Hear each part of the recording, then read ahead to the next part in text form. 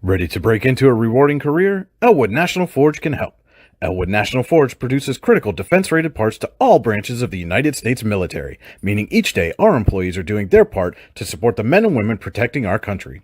With multiple positions currently available and several career paths to choose from, Elwood National Forge offers on-site and on-the-job training, competitive pay and benefits, including 401k and insurance that start the date of hire, paid time off, and long-term job security. We'd love to support you in building a career. To learn more about becoming part of the Elwood National Forge family, visit enfjobs.com.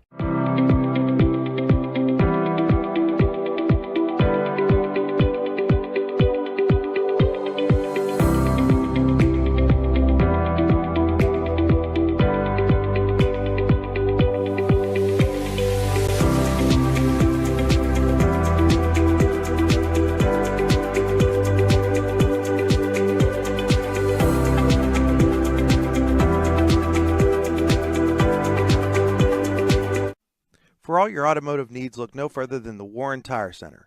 From new tires to tire repairs, PA state inspections, wheel alignments, and auto detailing, there's so much more that we can do for you, and there's no reason to go anywhere but the Warren Tire Center in Warren, Pennsylvania.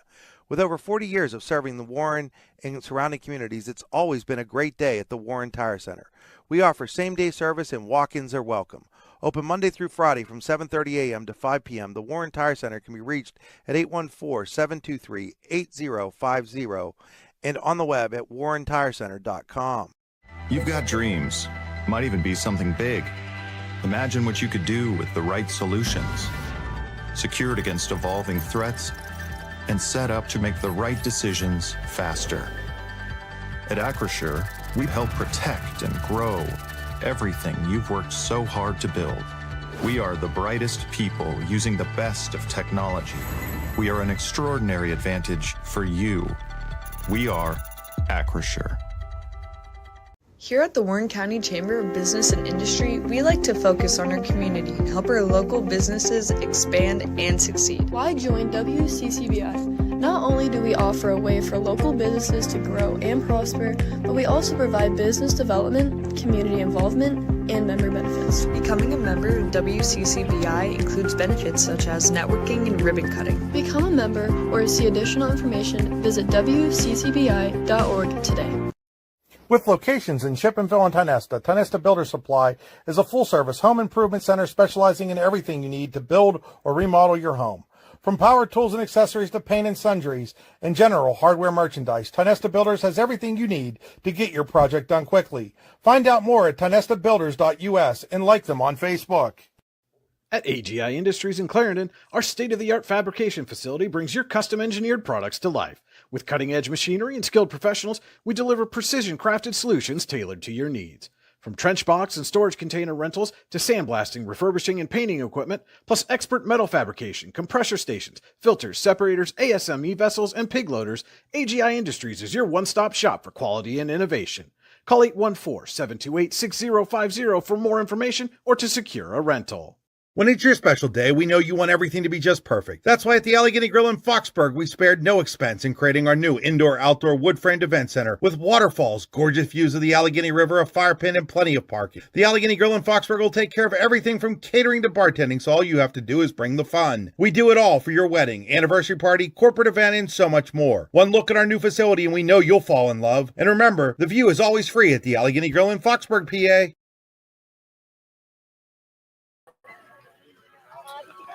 The Eagles are looking to make a return trip to the postseason and hope to get off to the right start tonight, while the Dragons are looking to end a lengthy losing streak. Conneaut hosts Warren next on Your Daily Local and the YDL Sports Network. Providing in-depth audio, video, and written coverage of high school and small college sports across Western Pennsylvania. The YDL Sports Network.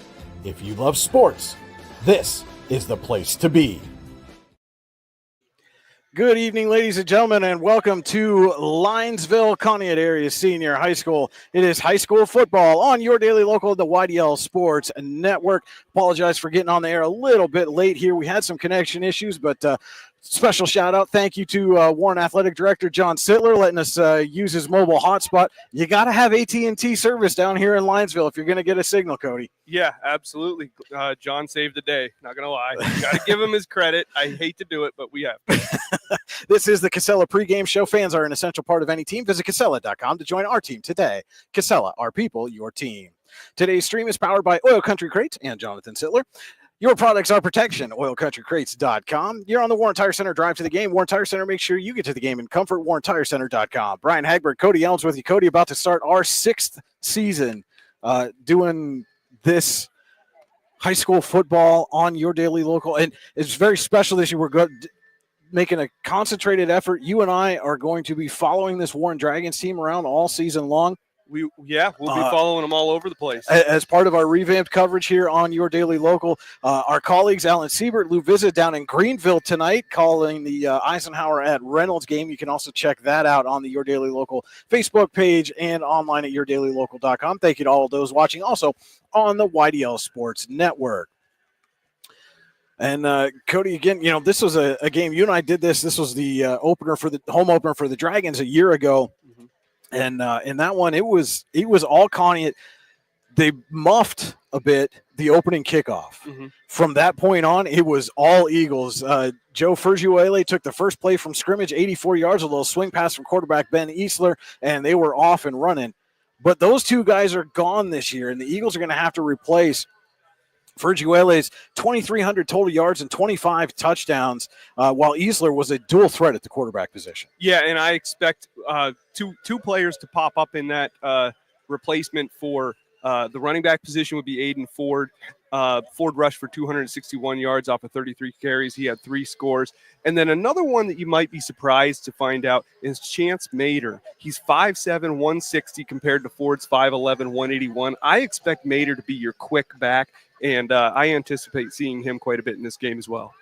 And again, do apologize for the there is a bit of a glare at the top of the screen. That's where we happen to be positioned relative to the sun. As that sun goes down, hopefully that'll correct itself. But one of the other things when you talk about that quarterback position, nobody on the roster threw a pass in a varsity game for the Eagles last season. So they are a run first team, very much run heavy, and we know that, but it is going to be interesting that first time that they do drop back to pass, who's going to be under center, who's going to throw, and how are they going to handle the pressure of making their first varsity start? Absolutely. And, we've covered a lot of Eisenhower football, and a lot of Eisenhower football has been run heavy.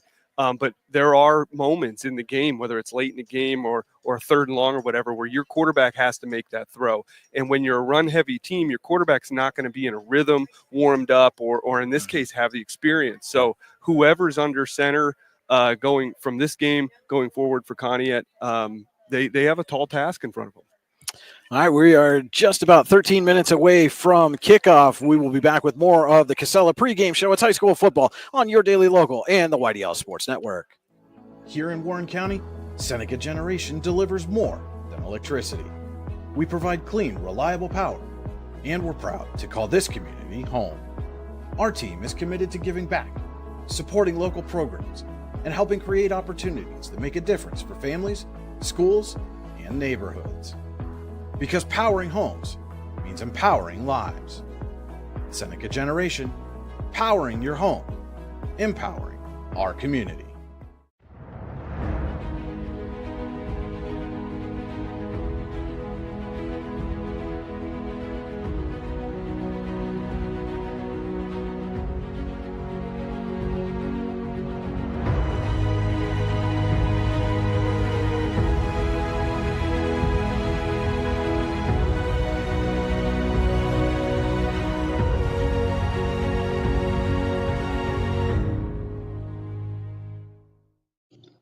Icy Ink Screen Printing and Embroidery offers screen printing and embroidery on apparel as well as on cool gear like backpacks, window decals, and engraved tumblers. We also specialize in team, business, and organization fundraisers. Check out our Icebox stores online at icyink.com or give us a call at 814-688-0034. Let's meet, drink coffee, and design some cool shirts. Be cool, wear Icy. If you're ready to buy or sell your home, then stop in at 4234 Market Street to let one of the agents at Howard Hanna Professionals help. Our friendly and knowledgeable agents can help you find the key to your dream home. Looking for a new career? Howard Hanna Professionals can help there too. Howard Hanna Professionals will assist new and experienced agents with the startup fees for an exciting career in real estate. Call Katrina Laurie at 814-726-2000 for more information. We think Rossbacker Insurance is a place for you and for your family, for your individuals, for your businesses, because we want to be your insurance advisor.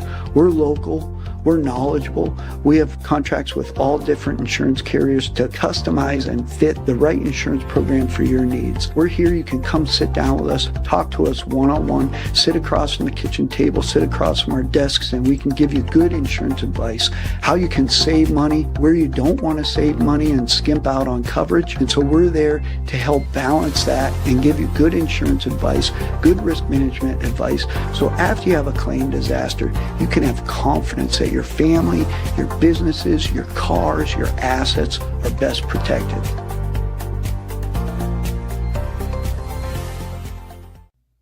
If you want to enhance your skills or gain an entirely new skill set, now's the time to register for classes at the Warren Forest High Ed Council.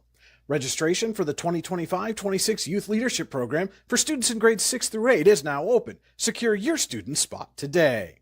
Make 2025 the year you take the next step with a phlebotomy course, professional development seminars, a welding course, and a scam prevention seminar. Go to high-ed.org or call 814-723-3222 to register now. The Warren Forest High Ed Council, your access to lifelong learning. Welcome back to Conneaut Area High School here in Linesville, just under 10 minutes away from kickoff the 2025 season opener as Conneaut hosts Warren in a District 10 contest. We are back here on the Casella pregame show. I want to let you know our view of the field. It's the Venango County view of the field. Your view of the field tonight is brought to you by Venango County. There's always something to see and do in Venango County. VenangoCountyPAS.gov.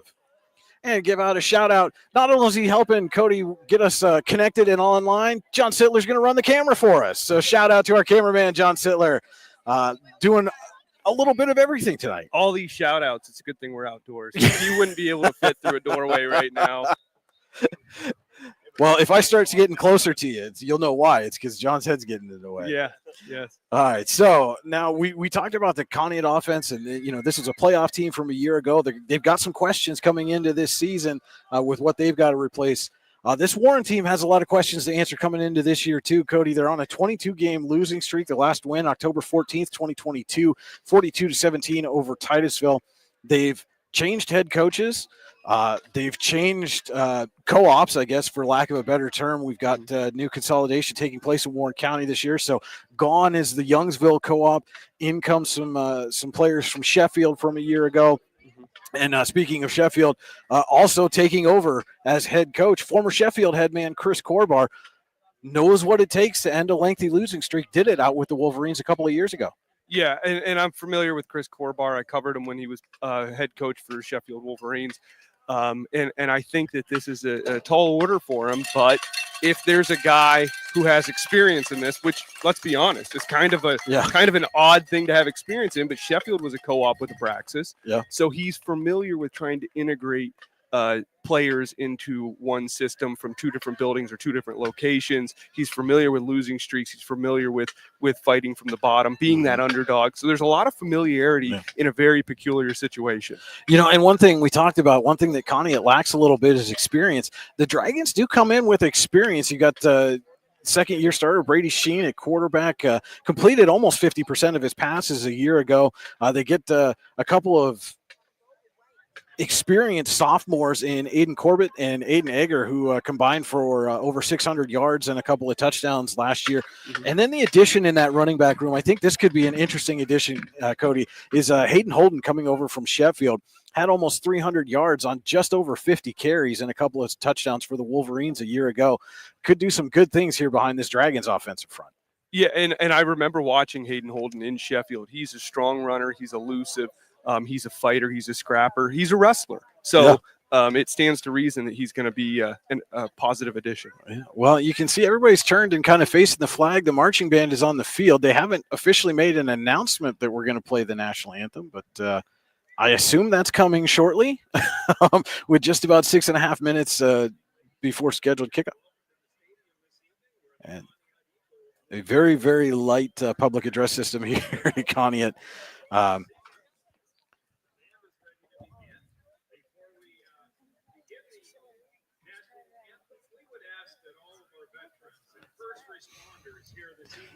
They are asking all the veterans and first responders to stand, and then they are going to play the national anthem. But again, the big question, Cody, is what's going to happen the first time that Sheen has to drop back to pass? Who's he going to look for, and what kind of protections he going to get? I think you're going to see a lot of short. I think he's going to better protection since last year. I'll finish that. Are we doing the alma mater right now? I'm not really sure what's happening. Again, the public address system not real loud over on our side of the field, so I can't tell. But as soon as they start playing the national anthem, we'll just stop talking, and then you'll know. I think that works. So, yeah, but I think that he will have better protection than he did last year. But I also think that we're going to see an offense designed around getting that ball out as quickly as possible. Don't make Brady Sheen sit back there for longer than he has to. Well, and he's going to have two big targets at tight end in Austin Fiskus and Tage Wyman, both guys 6'3", 230 plus. And, those are the kind of guys you're looking for if you're going to get into that quick passing game. So they definitely got some size and some guys that can be physical over the middle if that's the route that they decide to take here. Yeah, I think you need to step away from trying to go deep. I mean, eventually you have to stretch the field, but you want to get that offense in a rhythm. And I talk about that a little bit in my players to watch, but you want to see Sheen get into that rhythm and get comfortable in this offense right at the start of the season. Well, let's get into our Warren County Chamber of Business and Industry players to watch. Find out what the Chamber Advantage is all about at wccbi.org. And Cody, which players are going to give their team an advantage tonight?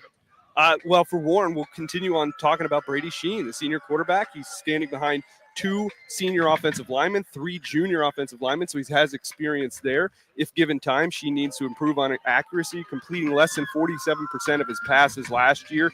He needs to get into that rhythm. It sets the tone for the offense, and currently that offense lacks an identity. And for Conneaut, if we can get it, they just took the field. And it is now time for the national. You could tell it was coming. It is time for the national anthem. We're going to step aside while the Conneaut area marching band plays tonight's national anthem.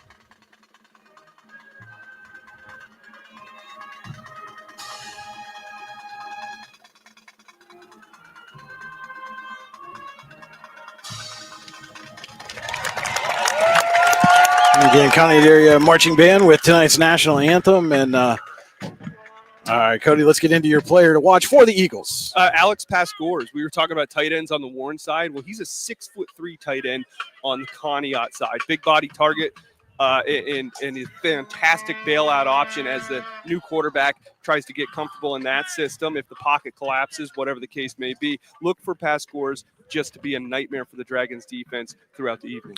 All right, and remind you, our scoreboard tonight is the Rouse scoreboard powered by Seneca Generation LLC. Our scoreboard tonight is brought to you by Rouse. Rouse is caring for generations. Visit rouse.org to find out more. And our board is powered by Seneca Generation. Seneca Generation, powering your home, empowering our community. And we are in the AGI Industries Storage Containers broadcast booth. AGI Industries is your one-stop shop for quality and innovation. Call 814-728-6050 for more information or to secure a rental. And now, Cody, let's take a look at our Howard Hanna Professionals keys to the game. Howard Hanna Professionals can help you get the keys to a new home. Call 814-726-2000 or visit howardhannaprofessionals.com. So I'm going to start with Warren. Warren needs to change the narrative. The last 2 seasons have just been a barrage of blowouts and tough losses. Warren needs to take those foundational first steps in the right direction. They have tough games ahead, but win or lose tonight, being able to lay those building blocks and lay down those good fundamentals and mistake-free football, that'll be key to not only competing tonight, but creating a strong program that we know that Corbar wants to create. On the Conneaut side, with the huge offensive losses at quarterback, running back, the hope is that the replacements will just be a smooth transition. But as we all know, many times these things take a game or two to work themselves out. So Conneaut needs to establish dominance on the offensive line.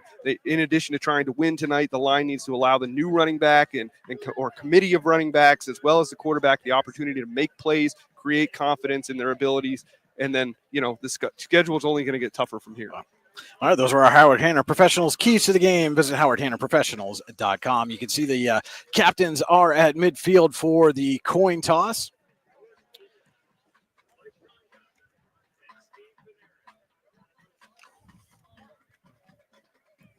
And that'll just about do it for the Casella pregame show. Our first quarter tonight is brought to you by Elwood National Forge. It's never too soon nor too late to set another goal or dream another dream. If now's the time for you, Elwood National Forge can help. With multiple positions currently available and several career paths to choose from, Elwood National Forge offers on-site and on-the-job training, competitive pay, and benefits, including 401k and insurance to start the date of hire, paid time off, and long-term job security. To learn more about becoming part of the Elwood National Forge family, visit enfjobs.com.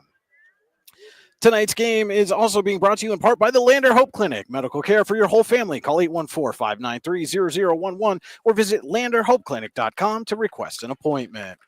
And it looks like the Dragons are going to get the ball first here, receive the opening kickoff, and we'll see right out of the gate what this Warren offense is going to look like, Cody.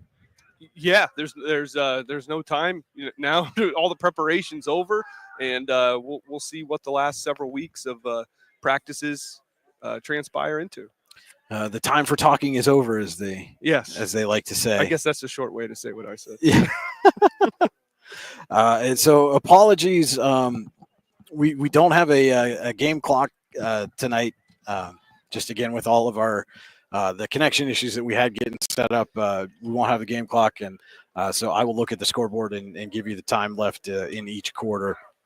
And again, the Ross scoreboard powered by Seneca Generation and AGI Industries. And bear with me as we're calling player names out too. Again, as long as the sun is kind of right in front of our face, it is a little difficult to see the numbers out there. Back deep to receive for the Dragons. Looks like it is number 80, Liam Fredorowski.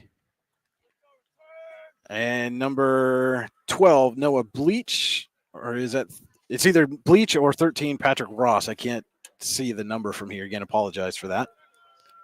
Yeah, once that sun goes down behind those trees, life will be a lot easier. Just got confirmation that it is Ross, and it is. Looks like that's number 14, Wyatt Luke, getting set to do the kicking for Conneaut here to start things off. A big-bodied receiver. That was one of the guys that Chris Corbar said they need to look out for defensively. And the kick is up and underway, and it is through Fredorowski, or excuse me, that's number 22, Aiden Egger, through his hands and into the end zone for a touchback. Well, Cody, Conneaut kind of muffed the opening kickoff a year ago and then went 80-some-odd yards on the next play. Can the Dragons replicate that here tonight? I think that would be a heck of a way to start the year. and like I touched on prior to this kickoff, making those positive steps, if they're able to get a couple first downs, I know that's not winning the game, right off the bat, not scoring off the bat, but get a couple first downs. The offense really struggled last year. So you've got to come out here and find something to build off of. Dragons come out and we do a whole shift there, and it's looks like Aiden Corbett's going to take the snap. And it is a direct snap to Corbett, and he's met at the line of scrimmage immediately by a couple of Eagles.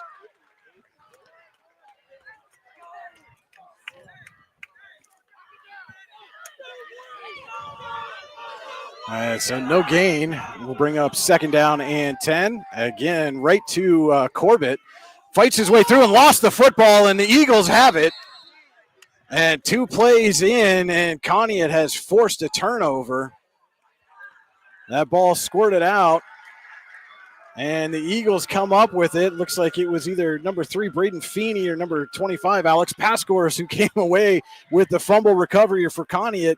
And the Eagles will take over their first possession deep in Warren territory. Yeah, that's the opposite of what they needed to do, but they can't let that get them down.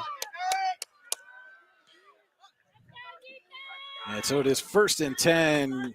Conneaut at the Warren 25. It's like 11:30 to go here. Elwood National Forge first quarter, and it is number 10, Mason Stone, taking the snaps for the Eagles to start this one. Luke goes in motion, doubles back, and they give it to Wyatt Luke, looking to turn the corner on the right side, and he's hit and stopped at the line of scrimmage.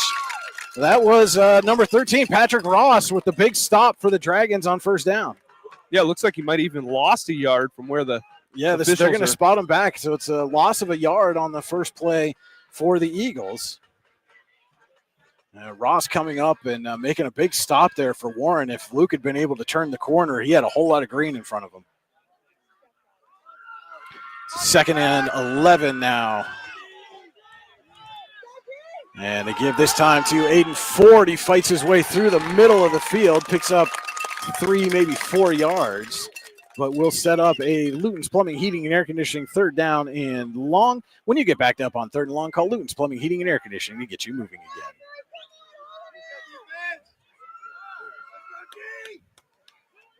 It's like a 3rd and about 7 here coming up for Conneaut.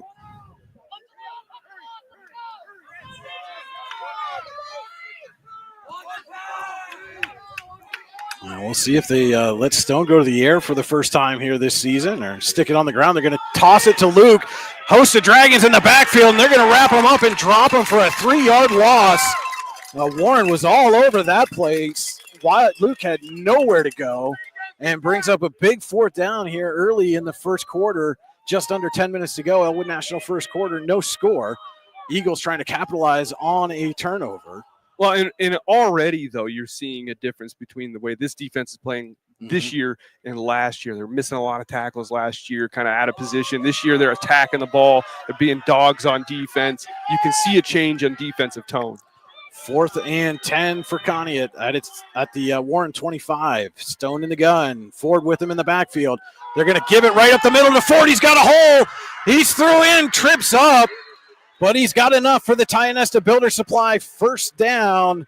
Big 4th down conversion for Conneaut. Gets all the way down to the 9-yard line, so it'll be 1st and goal for the Eagles. 14-yard pickup for Aiden Ford.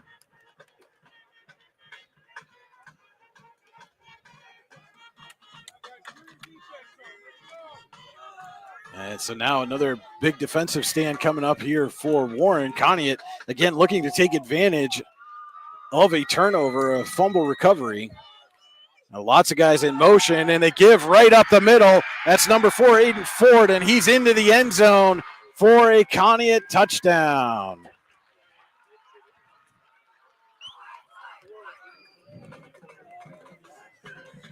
Nine yards for Aiden Ford.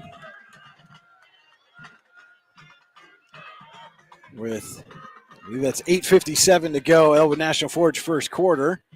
And Conneaut is going to attempt the extra point here. That is number 8, Nick Street, on for the PAT. Had a little discussion with the official, but now they're good to go. And Street's kick is up and good. 8:57 to go. Elwood National Forge first quarter. Conneaut takes advantage of a Warren fumble and leads the Dragons 7-0. We'll be back with more high school football on your daily local in the YDL Sports Network right after this. Craft beer, craft food, craft service. You get it all and more at Station 101 in DuBois. Whether it's your relaxing evening with friends at cozy family dinner or that special night out with someone unforgettable, Station 101 is the place where memories are made. Dive into a new American culinary journey where every bite is made with premium, farm-fresh ingredients. Quench your thirst with our impressive craft beer lineup, 12 brews on tap, over 120 bottles to explore. From the first sip to the last bite, Station 101 delivers an experience that's anything but ordinary. Station 101 in DuBois, PA, crafted for you. And we're back here at Conneaut. The Eagles take advantage of a Warren fumble, punch it in with an 8-4 9-yard run after converting a 4th and 10. And now lead Warren 7-0, 8:57 to go. Elwood National Forge first quarter. Wyatt Luke going to kick off for Conneaut. And it is Aiden Egger and Patrick Ross back deep to receive for the Dragons.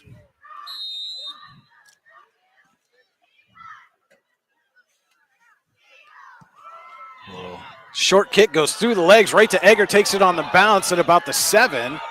And Egger out to the 30, 31-yard line on the return. 24-yard return for Aiden Egger. And Warren will start its second possession of the ball game at its own 31.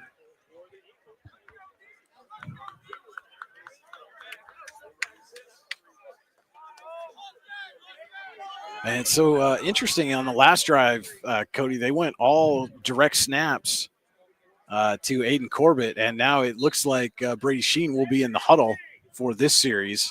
Yeah, sometimes you get a little, you almost overthink your offense and you try to get a little too creative.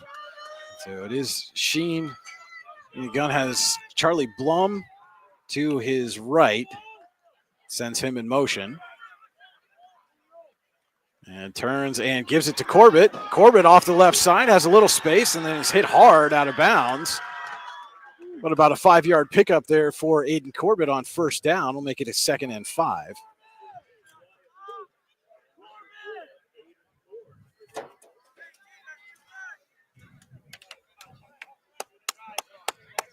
So 2nd down and 5 coming up for the Dragons. And Cody, my arm's going to be sore after this game, holding up the holding up these papers to get the sun out of my face so we can see what we're doing here. That sun will be down before you know it.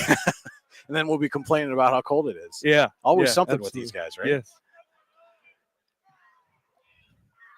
And Sheen sends Blum in motion again. And this time gives to Egger off the right side. He runs into traffic and is hit and dropped for a 2-yard loss.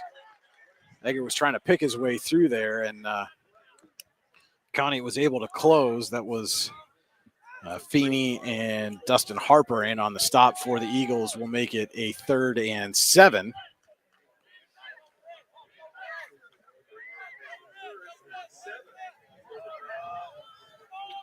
And kind of a big 3rd down early in this game. 8 minutes to go. Elwood National Forge first quarter. Just you want to get something going offensively if you're Warren. Yeah, absolutely, especially after a good return like that. And they give to Corbett off the left side, shakes a tackle, breaks free from another one, falls forward. I think he's going to be 2, maybe 3 yards shy of a first down. Do you just roll the dice here and try to give your offense some confidence? I mean, that Corbett off the left side's picked up some good chunks for you. I normally I would say no, but you did stop Conneaut's. You forced them to go to 4th down, and then they found a hole in your defense. But your defense stood strong against Conneaut on their first drive. I think going for it's the right decision. It looks like they are going to go for it. It is Blum and Colby Zinger next to Sheen in the backfield with Corbett behind. And Blum in motion again. And they are going to give it to Corbett off the right side, and he's through, and Corbett is into the open field and then lost the football, but Warren recovers and gets the Tionesta Builder Supply first down. So it looked like nearly a home run, then disaster, and then saved. I couldn't even see who that was. I think it was Zinger that fell on it. But Warren maintains possession and does get the Tionesta Builder Supply first down and into Conneaut territory.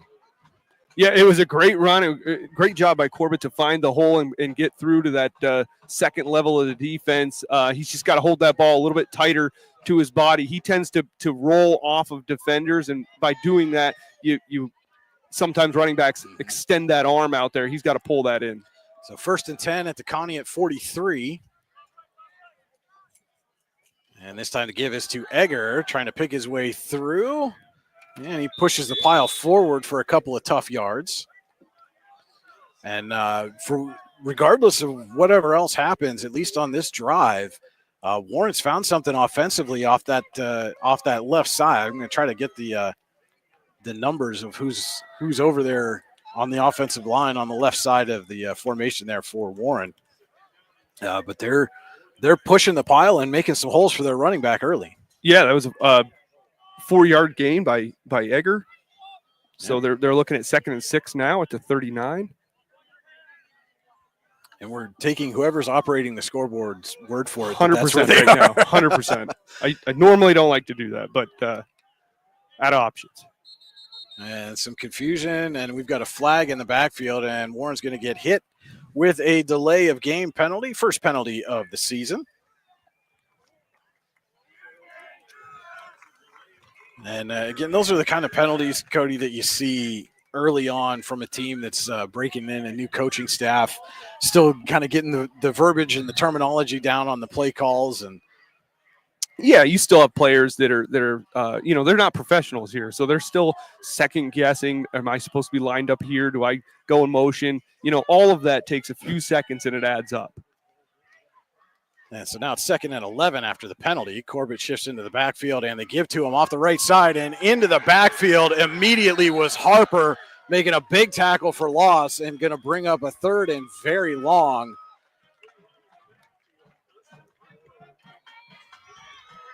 And probably going to force the Dragons to go to the air for the first time, as it looks like it's going to be a Luton's Plumbing, Heating, and Air Conditioning 3rd and at least 15 from our vantage point. And that is Alex Wilkins and Hayden Lilly, number 65 at left guard and number 70 at left tackle for the Dragons that have been clearing some space. But that time Harper burst through the right side and made a big tackle for loss, brings up a 3rd and 14. Blum in motion. And we've got a whistle and a flag and another delay of game penalty. Yeah, and when you're already at 3rd and long, you adding 5 yards to that, you might as well add a mile. Yeah.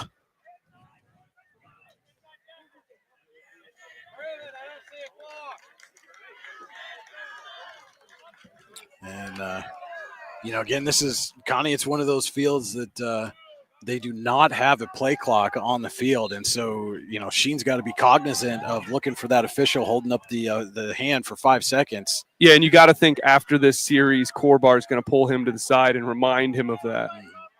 So now it's 3rd and 20. Dragons need a big chunk here to keep this drive going. And Sheen looking to throw, has some time now, scrambles, and he's going to get hit and lost the ball.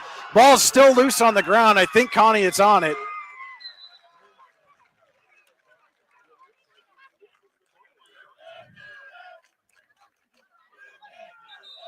And it is Conneaut football. So the second turnover generated by the Eagles. And, again, Cody, that was one of those when Sheen started to go through the line, he had that ball down at his side, holding it in his hand instead of tucked up under, like that typical running back stance. And, I remember years ago, Tiki Barber talking about how he had to shift, put that thing right up against his chest. And when you don't do that, this is what can happen sometimes. So yeah, when you're a quarterback and you decide that you're going to scramble or go for the run, it is your responsibility to take care of that football, and you become a running back, and you do everything from that point on as a running back would. 4:40 to go. Elwood National Forge first quarter. Conneaut takes over, second turnover of the game, already up 7-0. And they give to Ford. Ford's got a big hole, shakes a tackle. Ford down the sideline and ripped out of bounds inside or right at the Warren 20, a 25-yard pickup for Aiden Ford. And he looks to be providing an early answer to who Conneaut's going to be able to turn to replace the production from loss from Fergio Elling. It certainly seems that way. His field of vision's doing very well. He has very good field of vision. He's able to break tackles. Warren needs to shore up their tackling in the open field and tighten that down. And they're sending the official stop there, sent Colby Zinger off. He's got some blood coming from his, look to be the area of the knee. I don't know what the official standards are for how we describe it. It looks like he's bleeding under his kneecap, or from his kneecap. Is that the patella? That is, yes. My wife's a nurse. Chance Mater off the left side gains about 4 yards.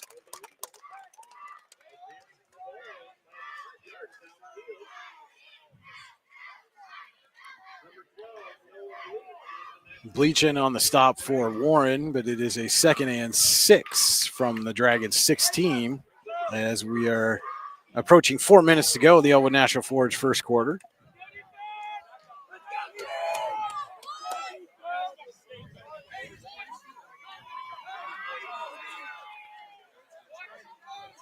And so gives to Mater again, this time off the right side, and Mater is into the open field and in for the touchdown. 16 yards for Chance Mater. And Conneaut capitalizes on its 2nd turnover of the game with another touchdown. This one, 16 yards. Seems to be a Warren player down on one knee right now.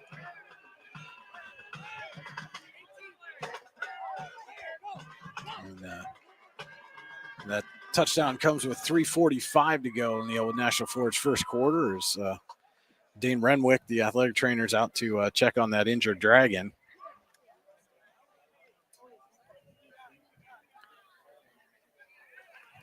And it looks like he's up and going to come off the field under his own power. I believe that's number 8, Alex Minio.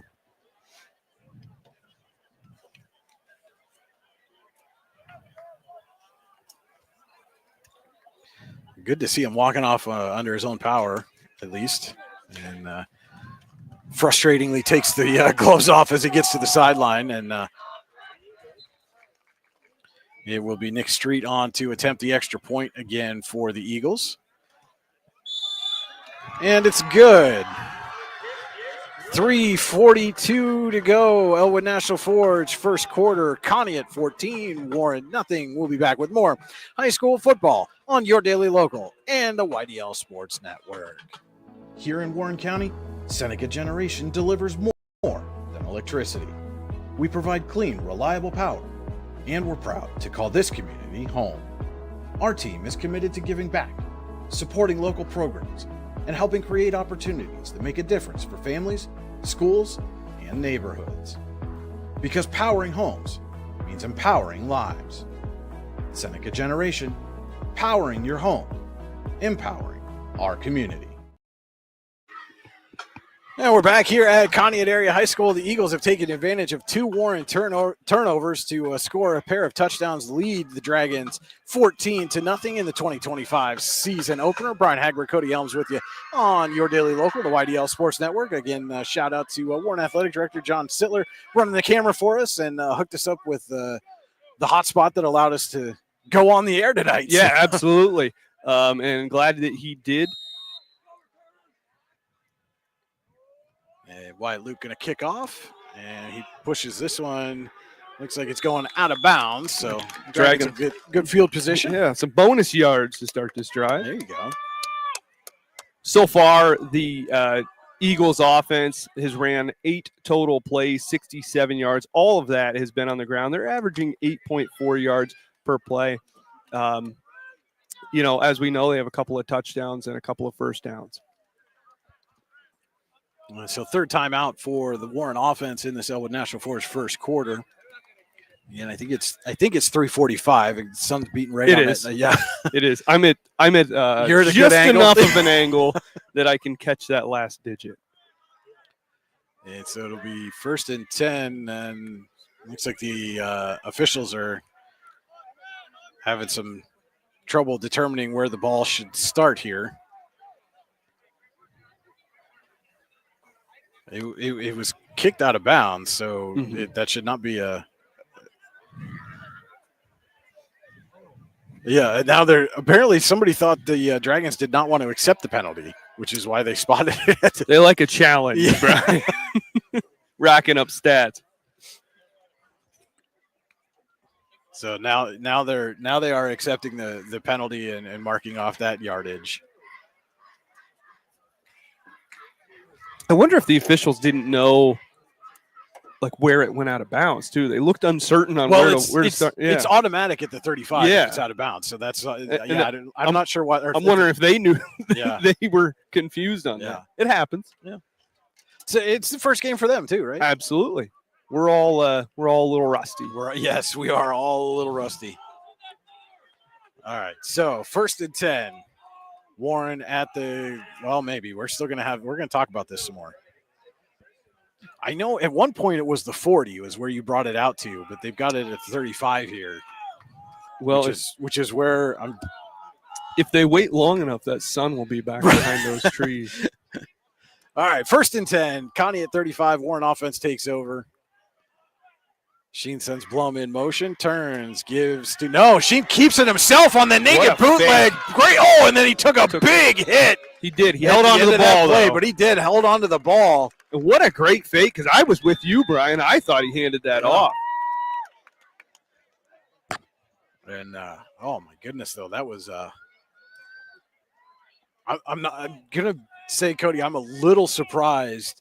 Just the way we've seen football officiated over the last few years, that reflexively a flag didn't come out on that. Right.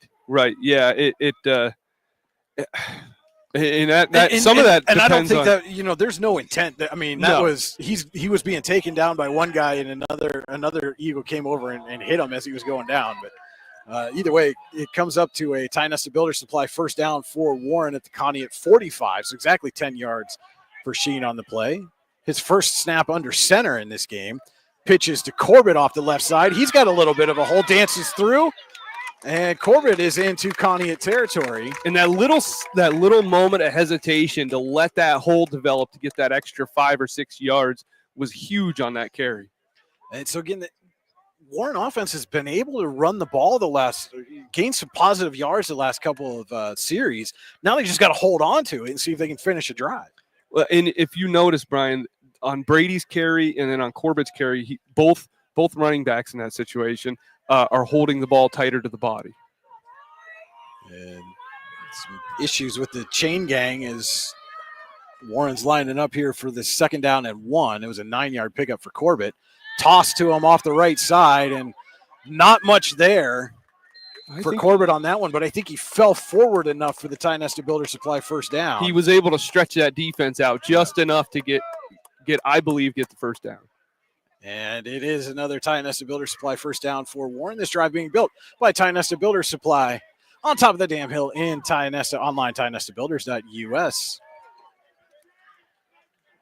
But you notice the difference. We talked about the left side, big gaping hole. Right side, there were Eagles on them almost immediately. So, again, credit to Wilkins and Lilly on the left side there. They are creating some holes for their running backs. Sheen back to pass, throws, and it is caught. First pass completion of the season, and that one goes to number 85, Tage Wyman, the big tight end.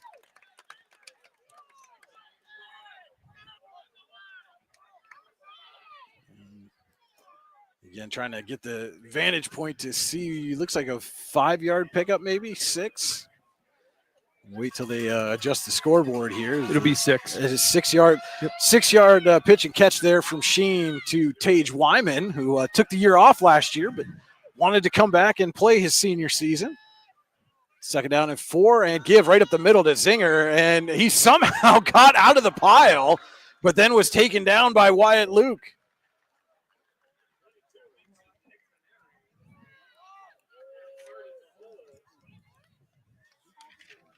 And no gain on the play, but lucky to get back to the line of scrimmage.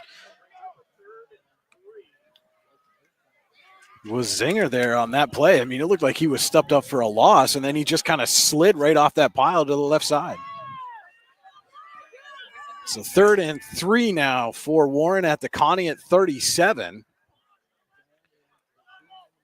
Minute to go. Elwood National Forge first quarter pitch to Corbett off the left side. He's going to be close. I think he might be a yard short based on where the near. No, it is a Tionesta Builder Supply first down. Corbett got just enough again.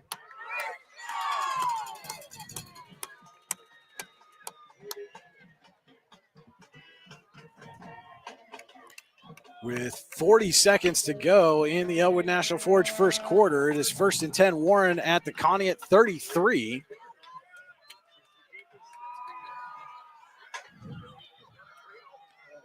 And Sheen has been exclusively under center for this drive. Gives to Corbett off the right side, and again, not much doing there.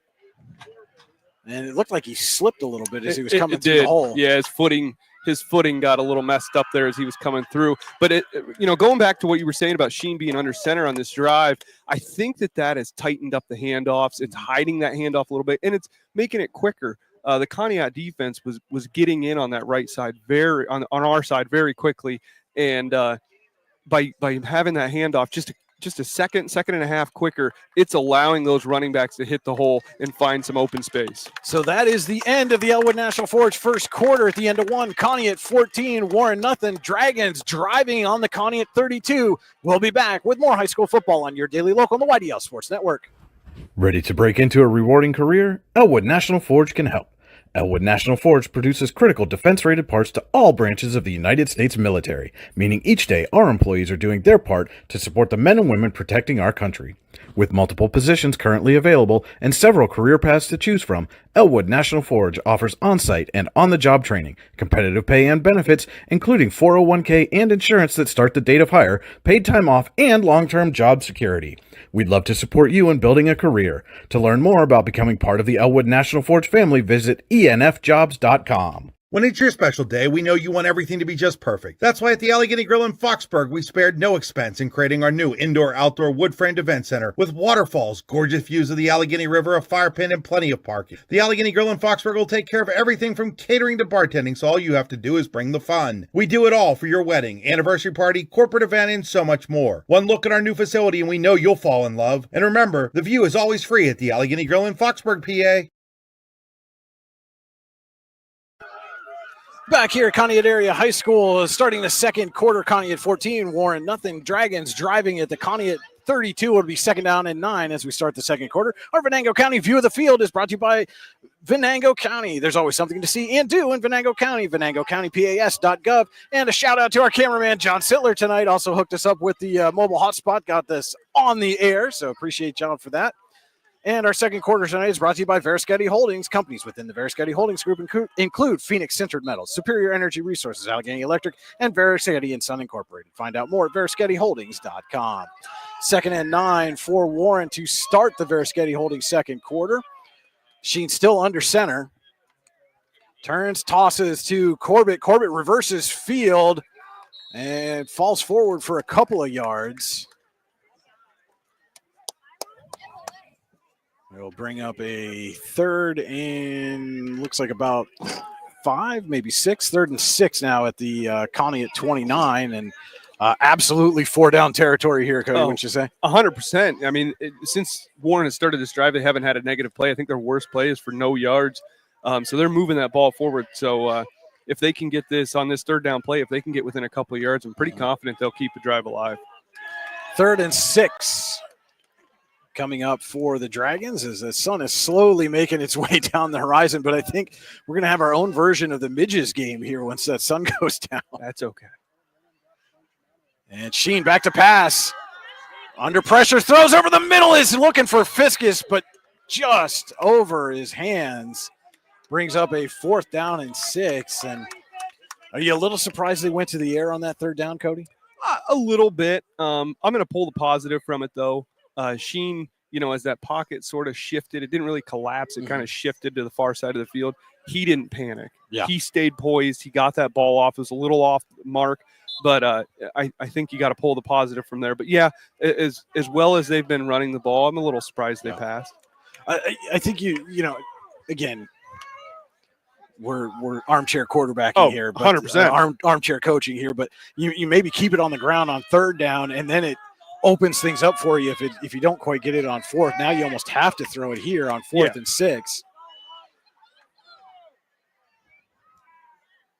And Sheen is back to pass, has all kinds of time. Fiskus over the middle, makes the catch. No, he couldn't hold on. Again, Sheen poised in the pocket, found his man. He was open. It was on the money on that play. Credit the defense there for knocking that ball away at the end. That was a great defensive play. I didn't catch the number of the defensive back that was on Fiskus there, but great route, great throw, even better defensive play for Conneaut, and they get the turnover on downs. Yeah, but Warren, they walk away from that series not with any points, but with some plays to build off of, and knowing that they're productive on the ground and they can go right back to that on the next series. Now the key is you got to get a stop defensively. Mm-hmm. Yeah, you can't if you put yourself in a deficit to the point where you have to pass.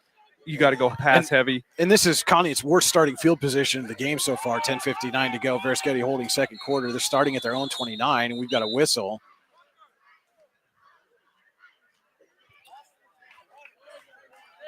And that is going to be a Rossbacker Insurance timeout taken by the Dragons.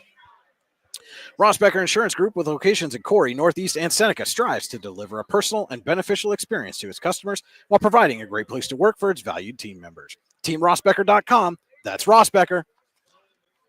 And, Cody, again, you talk about kind of key moments in the game.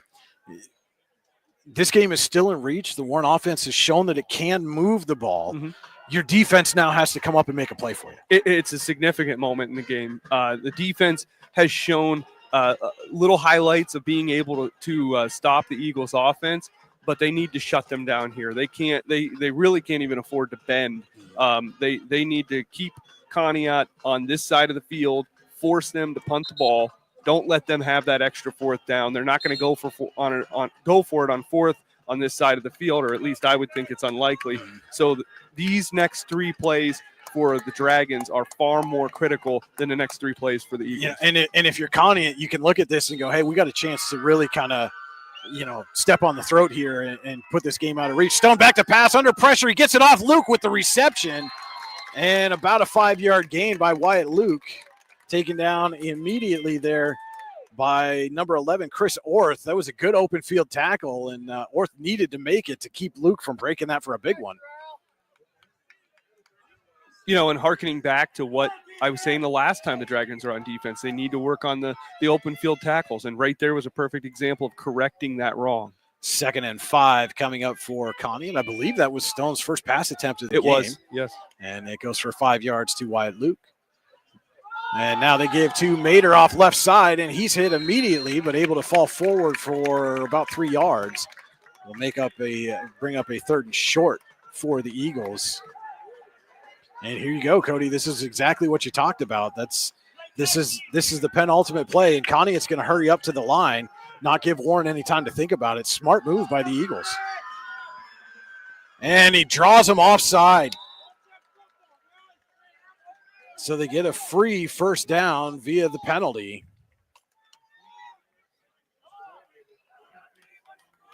And that was number 65. That was Alex Wilkins, who's done so well at left guard offensively for the Dragons, but that time just could not hold up. Goes into the backfield. Now the officials have come together here, having a little discussion. I'm not sure what they're talking about. Okay, it is a penalty against Warren, and that's going to be the Tionesta Builder Supply first down. No, it's not. Wait.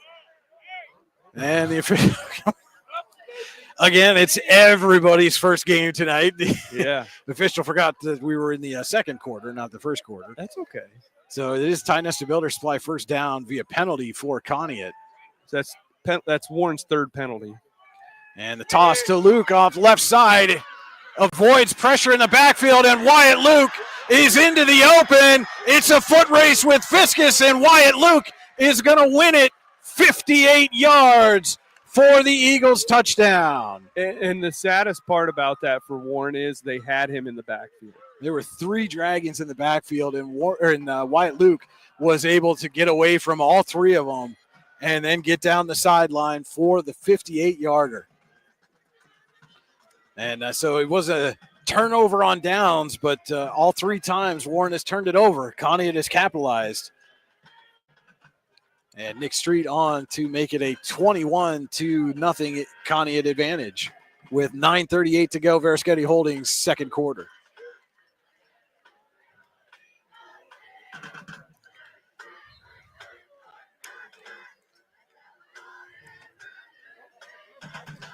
And Street's kick is up, and he does punch it through. Now he is 3 for 3 on PATs. 9:38 to play. Verischetti Holdings second quarter. Conneaut 21, Warren nothing. It's high school football on your daily local and the YDL Sports Network. Wise Eyes of DuBois and St. Mary's are premier eye care facilities here in our Tri-County area. Their offices and eye care team are dedicated to providing excellence in patient care, eye education, and optical services. Dr. Greg Lineski is a leader in clinical eye care involving eye and vision disorders. Dr. Lineski takes the time to explain the results of your eye exam, describes your options, and listens to your eye care needs, because maintaining good eye health is an ongoing partnership at Wise Eyes of DuBois and St. Mary's. So Wyatt Luke goes 58 yards for the Eagles to put Conneaut in front of Warren 21-0, 9:38 to play. Verischetti Holdings second quarter. Brian Hagberg, Cody Elms with you on your daily local, the YDL Sports Network. And this is a YouTube-only broadcast, and we're going to be, I think, almost all season long, pretty much YouTube exclusive, Cody. Again, it's just the way Facebook is. They won't let us go from multiple places or have multiple streams go live at the same time. So we're gonna allow Alan Siebert and Lou Vizza, our Eisenhower crew, to go direct to Facebook every week, and we'll be live for you right here on YouTube. But go ahead and like and subscribe to the Your Daily Local YouTube channel. Don't miss a minute of the action. Kickoff is taken by, that is number 17, Tommaso Clemente on the return. And I had no idea where he started that from, but yeah, scoreboard didn't tell us that. Looks like he got out to somewhere around the 30. We'll give you the exact 36. So big return for Clemente on that kickoff. So coming into this drive, Warren has 19 offensive plays, 61 offensive yards, are averaging 3.2 yards per play. So not bad. 55 of those yards have been on the ground, though. So I think that we're going to see the Dragons go back to running the ball. Well, so when you say not bad, comparatively speaking, a year ago, Warren had 15 total yards of offense at the end of the game against Conneaut. So already you're seeing, and this is, if you're a Warren fan out there watching this, small improvements as he pitches to Corbett, I believe. He shook one tackle in the backfield, then is gang tackled at the end of the play.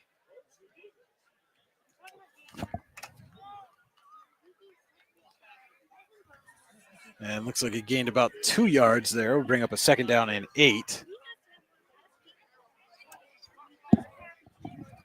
But it's those small things that eventually lead to bigger things.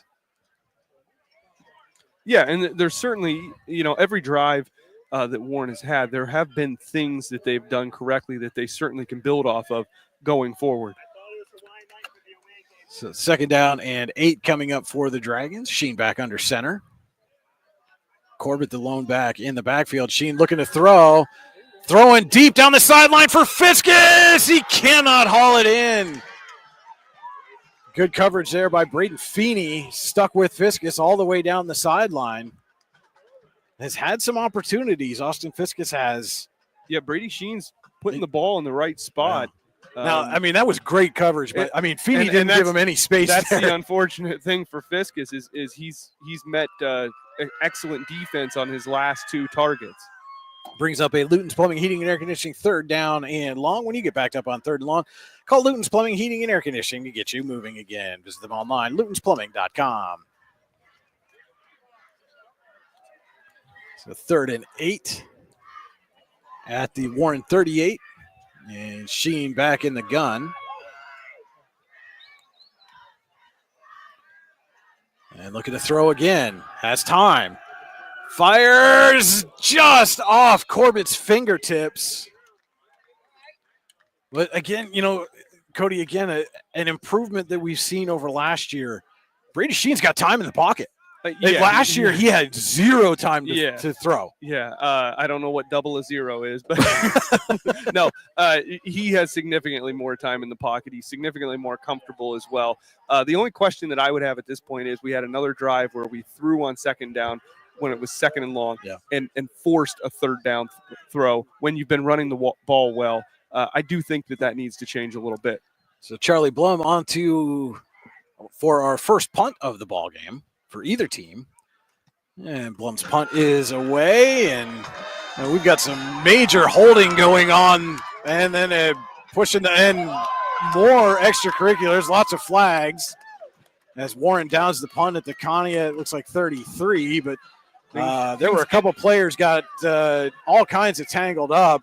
Getting a little spicy. Yeah, one of them was number 1 for Conneaut, Johnny Sandow. And I think he was tied up with Clemente going down to field the punt, and they were kind of throwing each other around. And then there was Chris Orth came in, tried to jump over Sandow.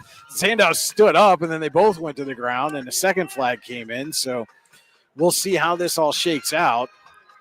And we're very close to that sun going down, Cody, finally here with 8:20 to go in the Verisketti Holdings second quarter. Conneaut 21, Warren nothing. The Rouse scoreboard is powered by Seneca Generation, LLC, and AGI Industries storage containers.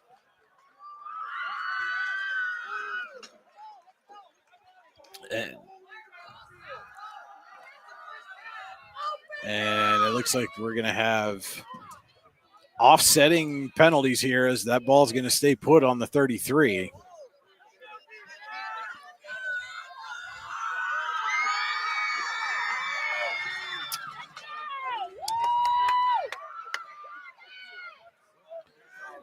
So Eagles take over 1st and 10 at their own 33.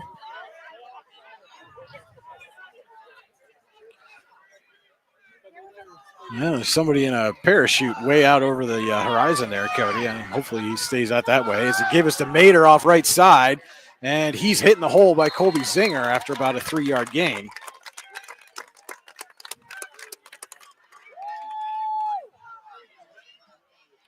And again, outside of the touchdown run there by Luke on the last series, the tackling so far has also been much improved over a year ago. Yeah, and that really wasn't even a tackling thing. The defenders just kind of ran by Luke on that carry. Mm-hmm. You'd have to think if 3 of them ran into him that he wouldn't have been able to fight through 3 guys. And so it's 2nd and 7 as Luke shifts sides of the formation. Zinger creeping up, comes on a blitz. It's a pass. Stone wide open down the middle is Ford. Hits him in the hands, but he can't keep his balance. The only thing that saved a touchdown was the turf monster there. But big gainer for Conneaut. They go from their own 36 down to the Warren 25.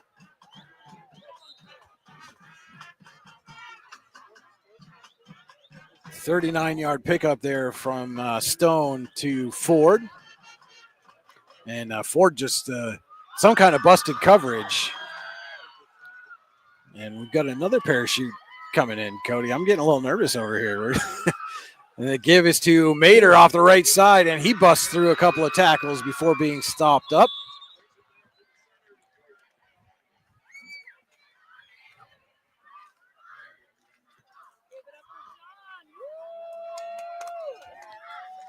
Eight-yard pickup for Mater, and again, just our vantage point when they're down on that end of the field is a little difficult for us to tell you exactly what the gains are immediately without seeing them on the scoreboard. So it's 2nd and 2 from the Warren 18. Conneaut in the red zone for the 3rd time. The give is to Ford. He breaks a tackle, trying to turn the corner.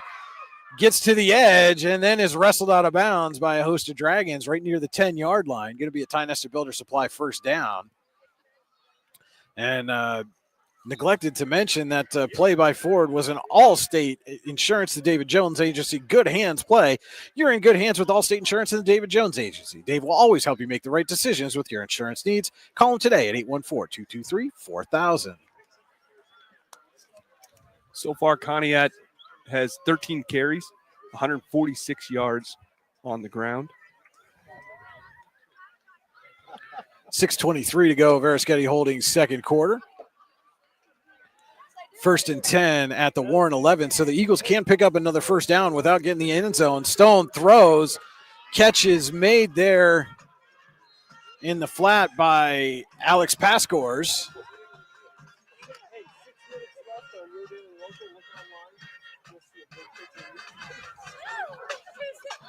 And a short gain there. 6-yard pickup for Pascors down to the 5.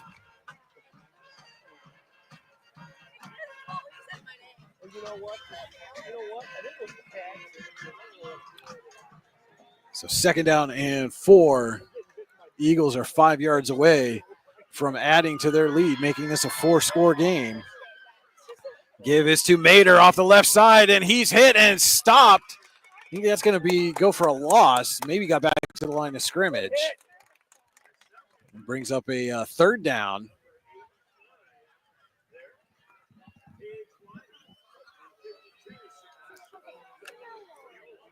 Wyman and Sebastian Oyola in on the stop for Warren. Loss of a yard makes it 3rd and 5. And again, Conneaut can pick up a first down without scoring here. They are on the 6-yard line. And Stone looking to throw, and he's hit and gets away. Has time now, throws, and it is caught for the touchdown. Wyatt Luke with his 2nd touchdown of the day. How Stone was able to get out of that sack, I'll never know. But he got out of it and then found Wyatt Luke in the end zone. 6 yards for the Conneaut touchdown. Yeah, Mason Stone, he's 4 for 4 passing, so they haven't had to pass a lot. But when they do, he's been accurate and making plays, breaking that potential sack. Street on for the extra point. And yeah, that was huge because if Stone goes down there, they're looking at 4th in a country mile. Whistle on the extra point attempt. Not sure what that was for.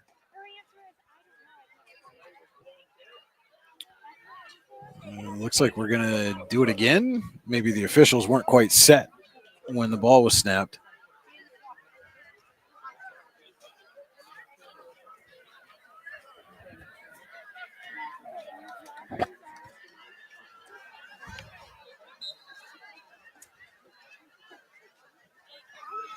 And now Street puts it up and through. With 4:59 to play in the Verischetti Holdings second quarter, Conneaut leads Warren 28-0. It's high school football on your daily local of the YDL Sports Network. Excellence, teamwork, responsibility. Those are the foundations on which Phoenix Sintered Metals in Brockway is built. Phoenix is a Verischetti family-owned powder metal manufacturer committed to being an industry leader through excellence, innovation, and continuous improvement. Phoenix emphasizes employee teamwork as well as responsibility to the community. Like any team striving to be the best it can be, it knows that hard work and perseverance pay off. And we're back here at Conneaut. A 6-yard pass from Mason Stone to Wyatt Luke increases the Eagles' lead to 28.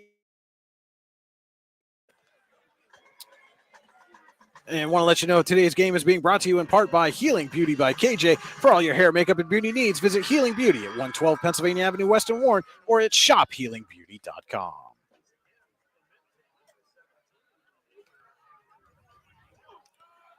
So it's Clemente and Egger back deep to receive the kickoff, and now it looks like Conneaut has switched and going to have Pascors do the kicking here.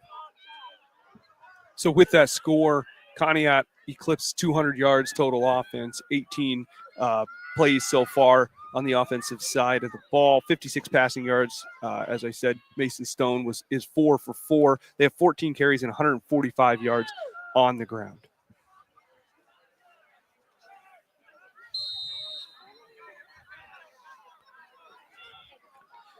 So pass score is getting set to kick.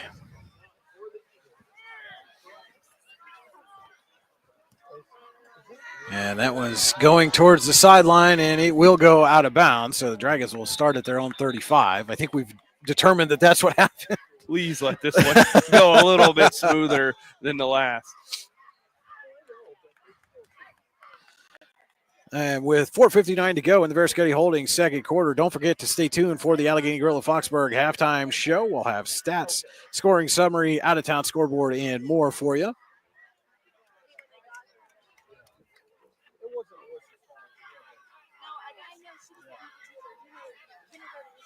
I wanted the video of him running down the road.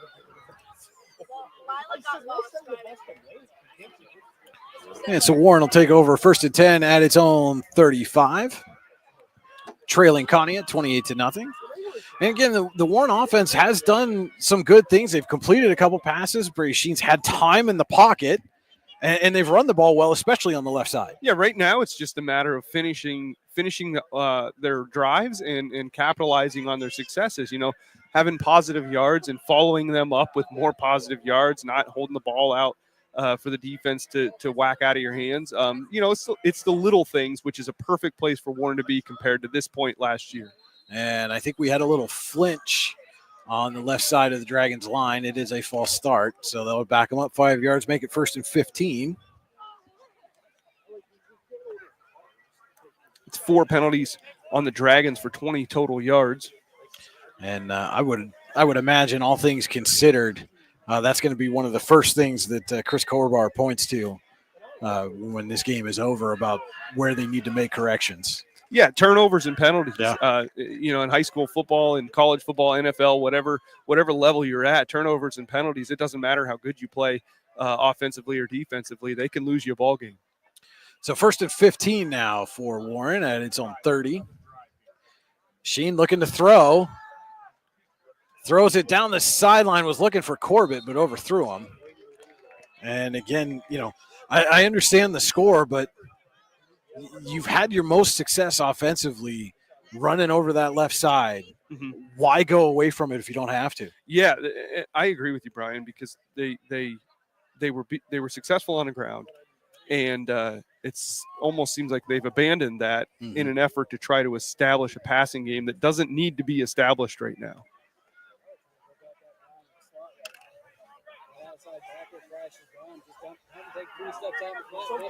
So 2nd and 15.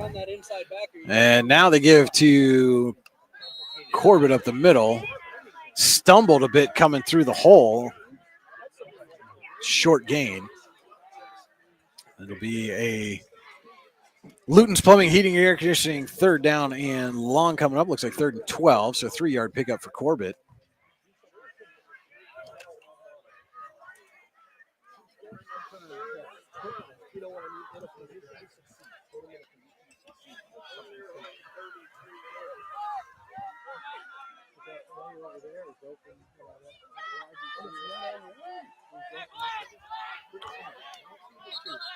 And we've got whistles. And that is going to be a Rossbacker Insurance timeout taken by the Dragons, their 2nd of the half. And Rossbacker Insurance Group, with locations in Corey, Northeast, and Seneca, strives to deliver a personal and beneficial experience to its customers while providing a great place to work for its valued team members. Team Rossbacker, that's Rossbacker.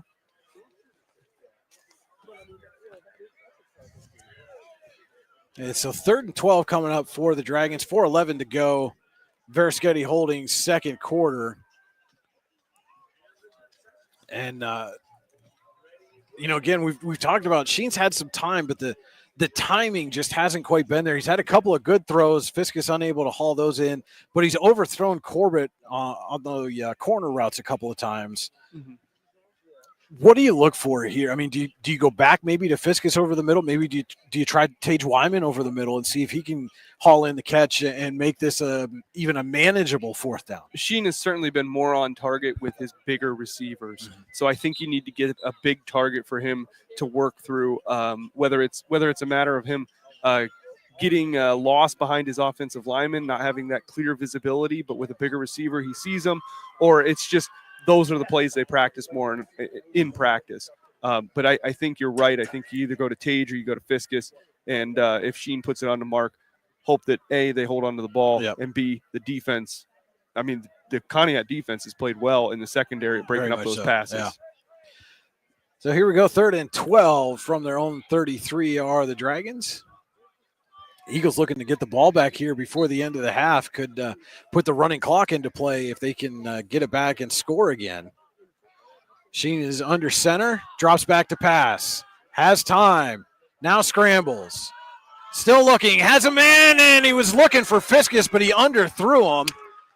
And Feeney nearly came up with the interception. Well, and unlike, I think, any other passes Sheen has thrown, he threw on the run there. Yeah.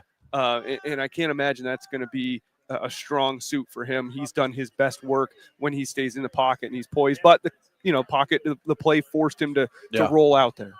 If he's able to get his feet under him for that throw, Fiskus did have a little bit of separation. Oh, yeah. He might have been able to get it to him, but nevertheless, it's incomplete, and Blum will be on for his second punt of the day. As they move the ball back to the left hash, or the near side hash, I guess, if easier to explain to people. The sun's down. It is. Life is good now. Yeah. Well, I don't know. We still got these midges. Mr. Sittler says the camera's better.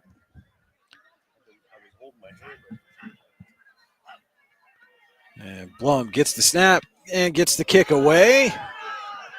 And takes a Warren bounce across the 40 and rolls to the 37. Tight spiral of a punt. Almost looked like a pass. If he'd have gotten a little more air under that, probably could have got about 10 more yards on the bounce. But yeah, it had a good roll. So 3:53 to play. Verischetti holding second quarter, and Conneaut takes over at its own 37. And again, if they can put this one in the end zone and hold the Dragons defensively or score right before the half, we will enter the second half with a running clock. Well, and I think that's where you're at with is the Dragons right now is just keeping Conneaut out of the end zone, and there's still almost 4 minutes to go, but let that clock wind down. Get to the half, down 4 scores as opposed to 5, and then come out in the second half and go back to that run game. Stone takes a snap, gives to Mater. And Mater is brought down after about a 4-yard gain.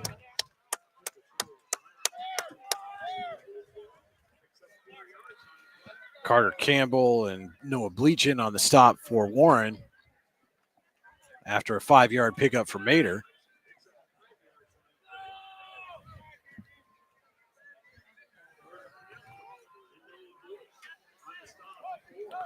But to your point, Cody, that clock is still running as we're approaching 3 minutes to go. Verischetti Holdings second quarter.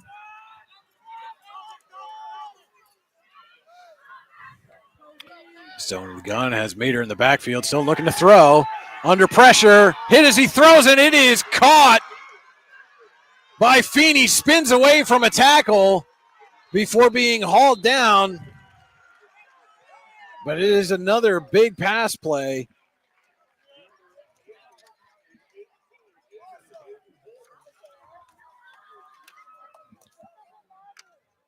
$30 yards from Stone to Feeney for the Tionesta Builder Supply first down. And Conneaut, just like that, is into Warren territory and knocking on the door of the red zone. And Josh Blood is going to call his first Rossbacker Insurance timeout of the half. And again, Rossbacker Insurance Group with locations in Corey, Northeast, and Seneca strives to deliver a personal and beneficial experience to its customers while providing a great place to work for its valued team members. TeamRossbacker.com. That's Rossbacker.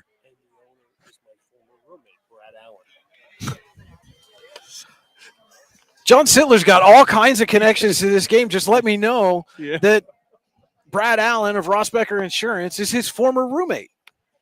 A long time ago. And so back to the game, Brian. Mason Stone. But you talk about Brad Allen again, and one of the assistants for the Corey football team had a great season last year. I was actually they had a playoff game at War Memorial Field in Warren, and won that one with a walk-off field goal in the rain, bounced off the crossbar and in. We've got great video of that. I'm going to try to include that in our pregame for next week, as Warren will host Corey next week in week 2. But Brad's been a great friend and sponsor of your daily local, the YDL Sports Network.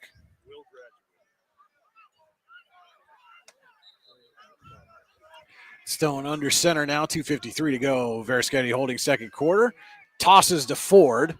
And Ford gets to the sideline and then is eventually run out of bounds,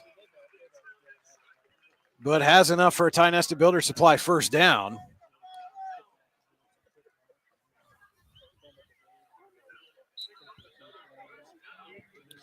And he is down to the 11-yard line.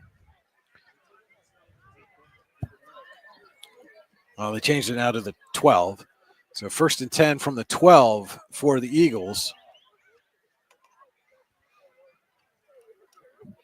But again, the Eagles find themselves, they can still get a first down this close to the goal line. Mm-hmm. Stone in the gun, has Ford in the backfield with him. Sends a man in motion, and the give is up the middle. That was to number 1, Johnny Sandow, and Dragon defense was there for the stop.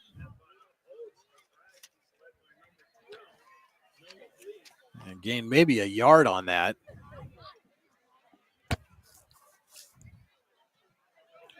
Eagles in no hurry. 2:23 to go. And if you're Conneaut, you want to score almost as close to the half as you can. I mean, you don't want to, kickoff return or busted play or something takes away that running clock advantage that they're looking for right here. Correct.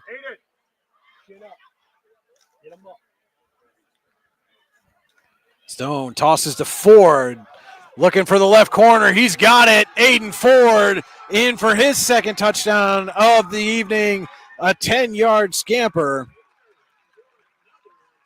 And Conneaut extends its lead again.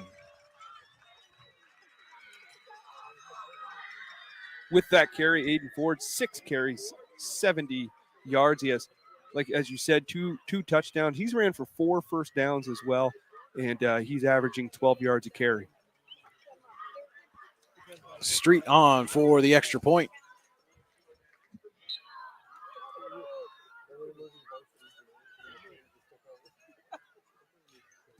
And Street's kick is good. 1:51 to play. Verischetti holding second quarter. Conneaut 35, Warren nothing. It's high school football on your daily local on the YDL Sports Network.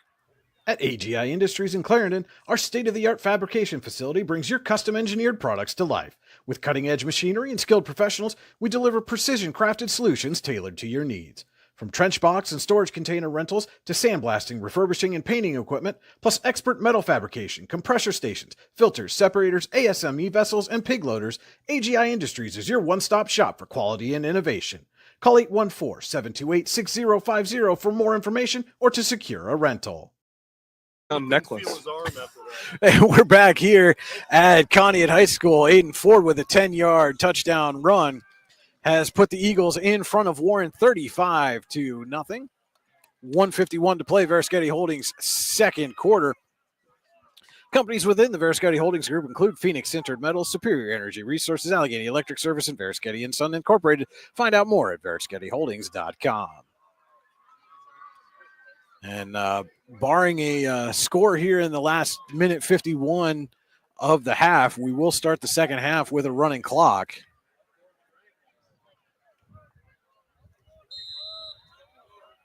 Clementi and Egger back to receive as Wyatt Luke kicks off.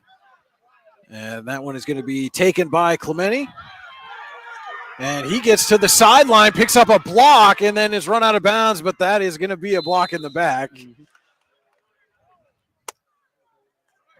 And so that will negate a large chunk of that big return by Tommaso Clementi. And, and again, small positives. Clementi's had a couple of big returns in the half, but then negatives. The penalties, the turnovers have negated some of those small positives that have been gained. Yeah, absolutely. It takes a lot of positives to make up for those negatives. Those negatives always hit harder, whether it's penalties or turnovers or whatever. And we're seeing that right now. Well, and especially when you're a team that's already been struggling, and like you said, kind of looking for an offensive identity, looking to put some things together, trying to find its way, or figure out how to finish an offensive drive, has put a couple of strong drives together this half, just been unable to finish. They'll start here on their own 24, will the Dragons. Sheen under center. And he will give to Corbett, and Corbett will fall forward for a few yards off the right side. And you wonder, it's hard to predict what the next three plays are going to be for the Dragons, but you wonder if their thought right now is just get to the half. Don't do anything crazy. Go to the half 35-0 and come out and play the second half like it's 0-0. This is a 3-yard pickup for Corbett. And they try it off the right side again, and Corbett again, not much there. Got back to the line of scrimmage and maybe a couple of yards as we're approaching the final minute of the first half.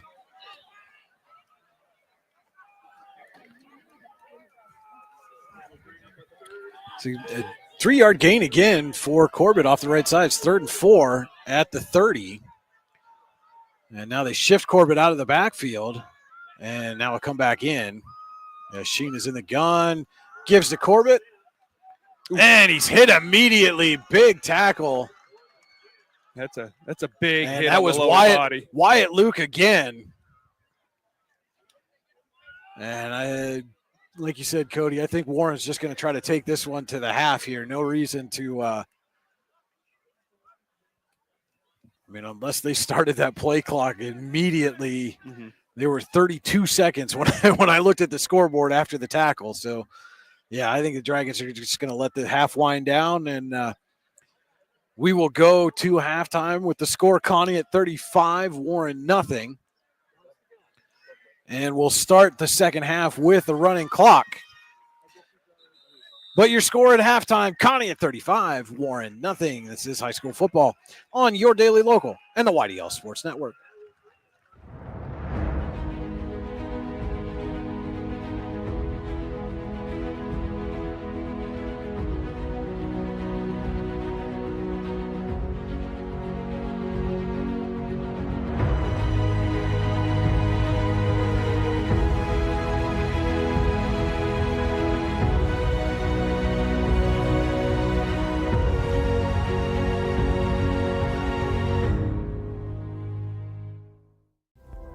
Discover radiant beauty with Healing Beauty by KJ.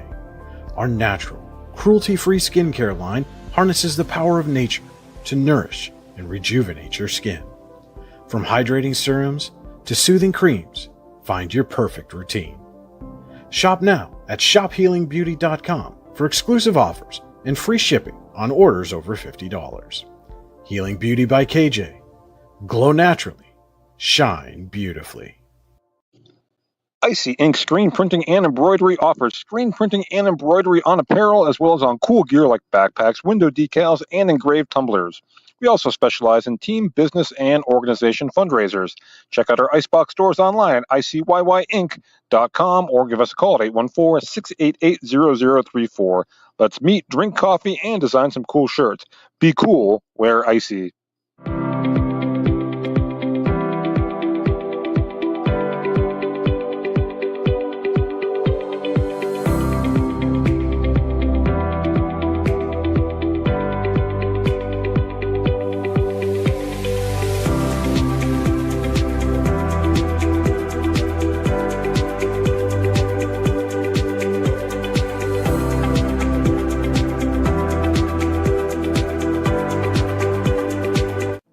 Here in Warren County, Seneca Generation delivers more than electricity.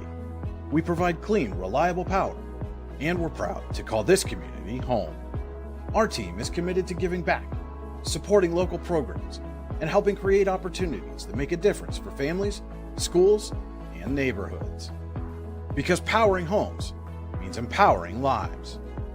Seneca Generation, powering your home, empowering our community. You've got dreams, might even be something big. Imagine what you could do with the right solutions. Secured against evolving threats and set up to make the right decisions faster. At Acure, we help protect and grow everything you've worked so hard to build. We are the brightest people using the best of technology. We are an extraordinary advantage for you. We are Acure. At AGI Industries in Clarendon, our state-of-the-art fabrication facility brings your custom-engineered products to life. With cutting-edge machinery and skilled professionals, we deliver precision-crafted solutions tailored to your needs. From trench box and storage container rentals to sandblasting, refurbishing, and painting equipment, plus expert metal fabrication, compressor stations, filters, separators, ASME vessels, and pig loaders, AGI Industries is your one-stop shop for quality and innovation. Call 814-728-6050 for more information or to secure a rental.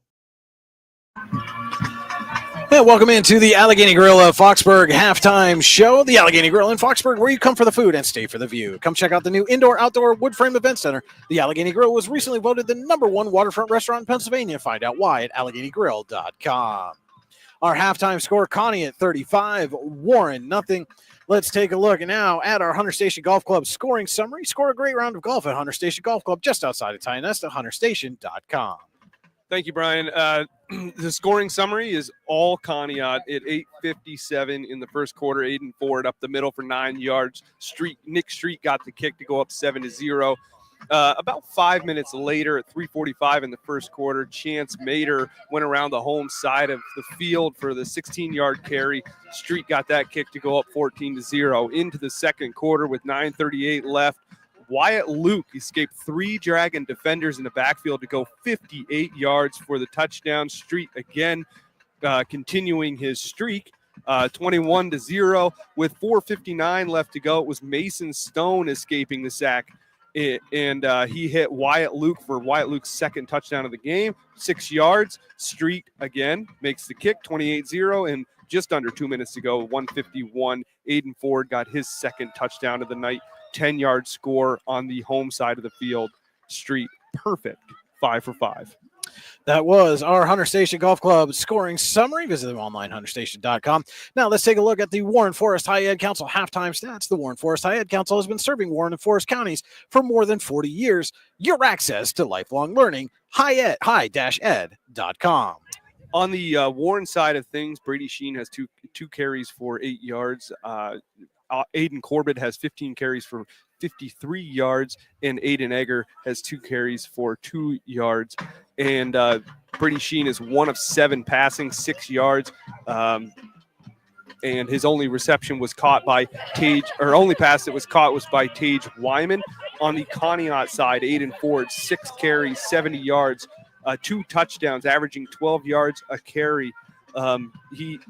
Then Chance Mater has 8 carries, 52 yards, and he has a touchdown. And Wyatt Luke with 3 carries, 54 yards, and he also has a touchdown on the ground. Wyatt Luke has 2 receptions for 11 yards and a touchdown there. Mason Stone is 5 for 5, 86 yards and a score. He's averaging 17 yards per pass.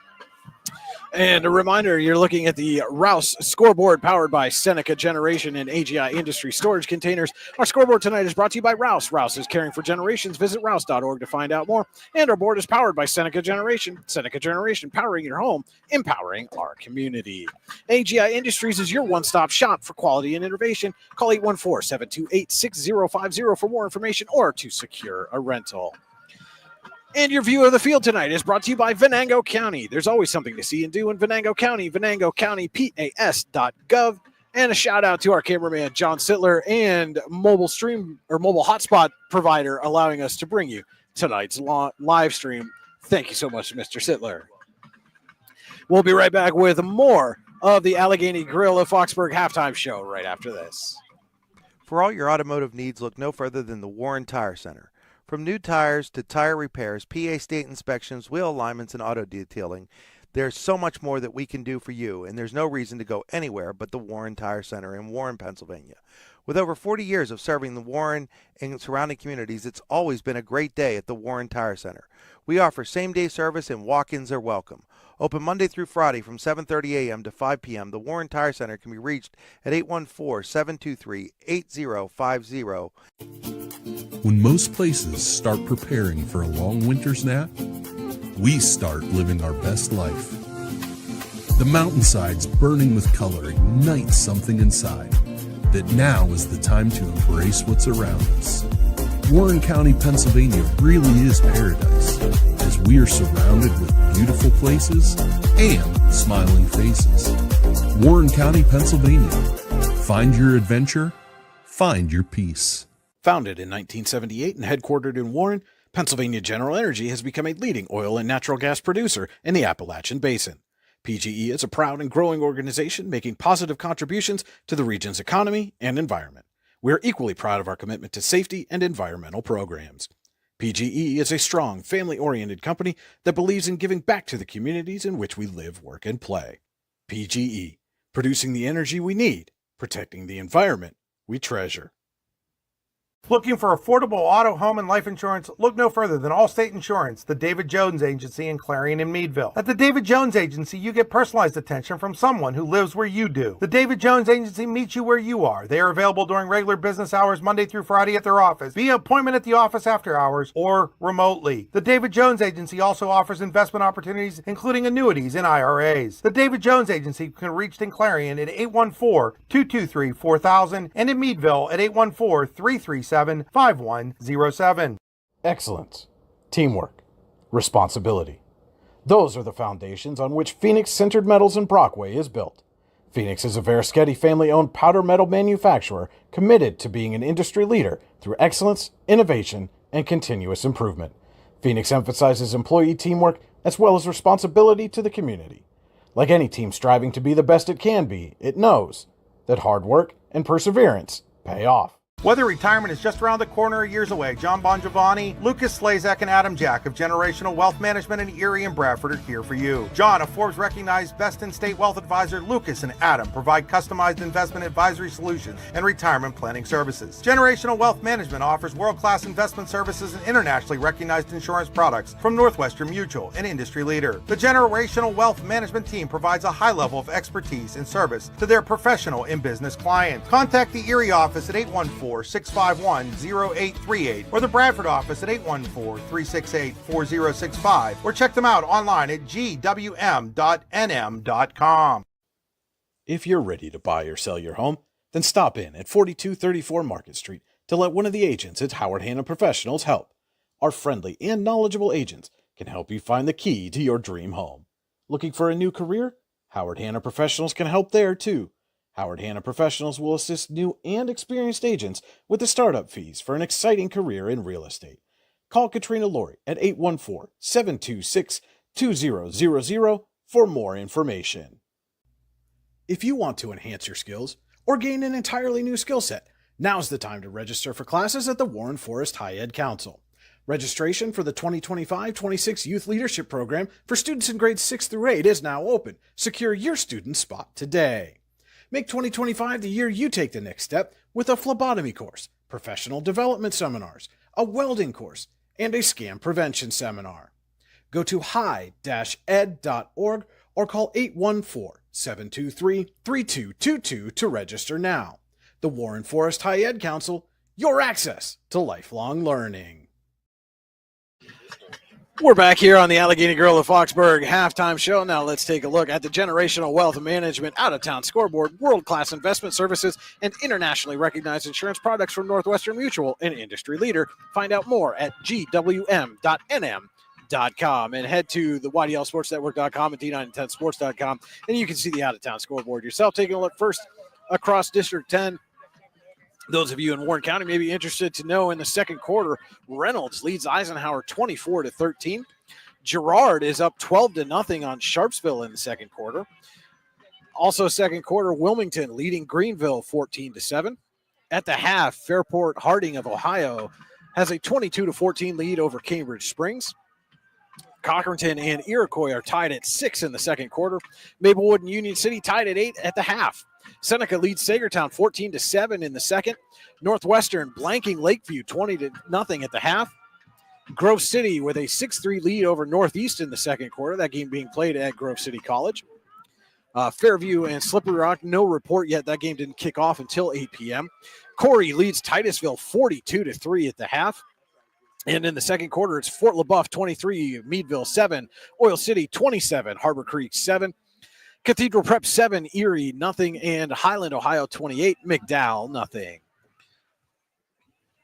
Tomorrow in District 10 action, Farrell is at Hickory, Franklin's at Mercer, and Mercyhurst Prep is at Sharon.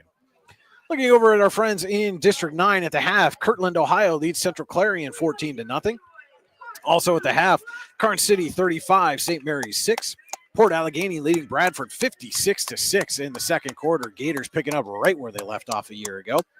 Red Bank Valley leads Ridgeway 19-7 at the half. Keystone 48, Brookville 6 in the second quarter. Kane with a 14-8 lead over Smethport at the half. And no reports yet from Coudersport, Montauk, or Union AC Valley and Otto Eldred, or Bucktail and Cameron County for that matter. And at the half, Bellwood Andis 21, Clearfield 14, and no report yet from Kerwinsville and Myersdale. Tomorrow in District 9 action, Brockway is at Punxsutawney for a 6 p.m. kickoff. And in a crossover game, General McLean heads to DuBois for a 1 p.m. kick at Mansell Field in DuBois. That has been a look at the Out-of-Town Scoreboard brought to you by Generational Wealth Management. Find out more at gwm.nm.com.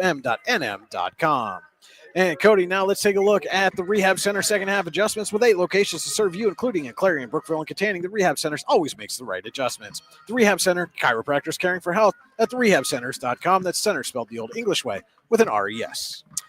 So I'll start with Conneaut. I don't think they really have to adjust very much.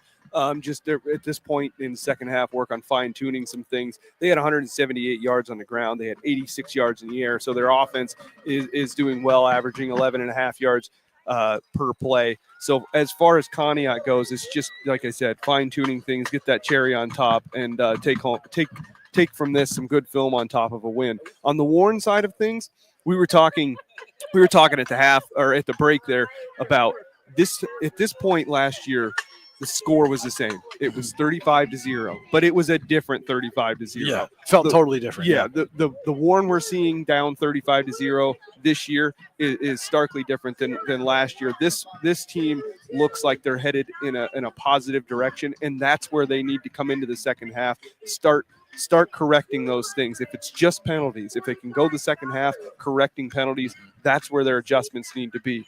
They did correct the turnovers.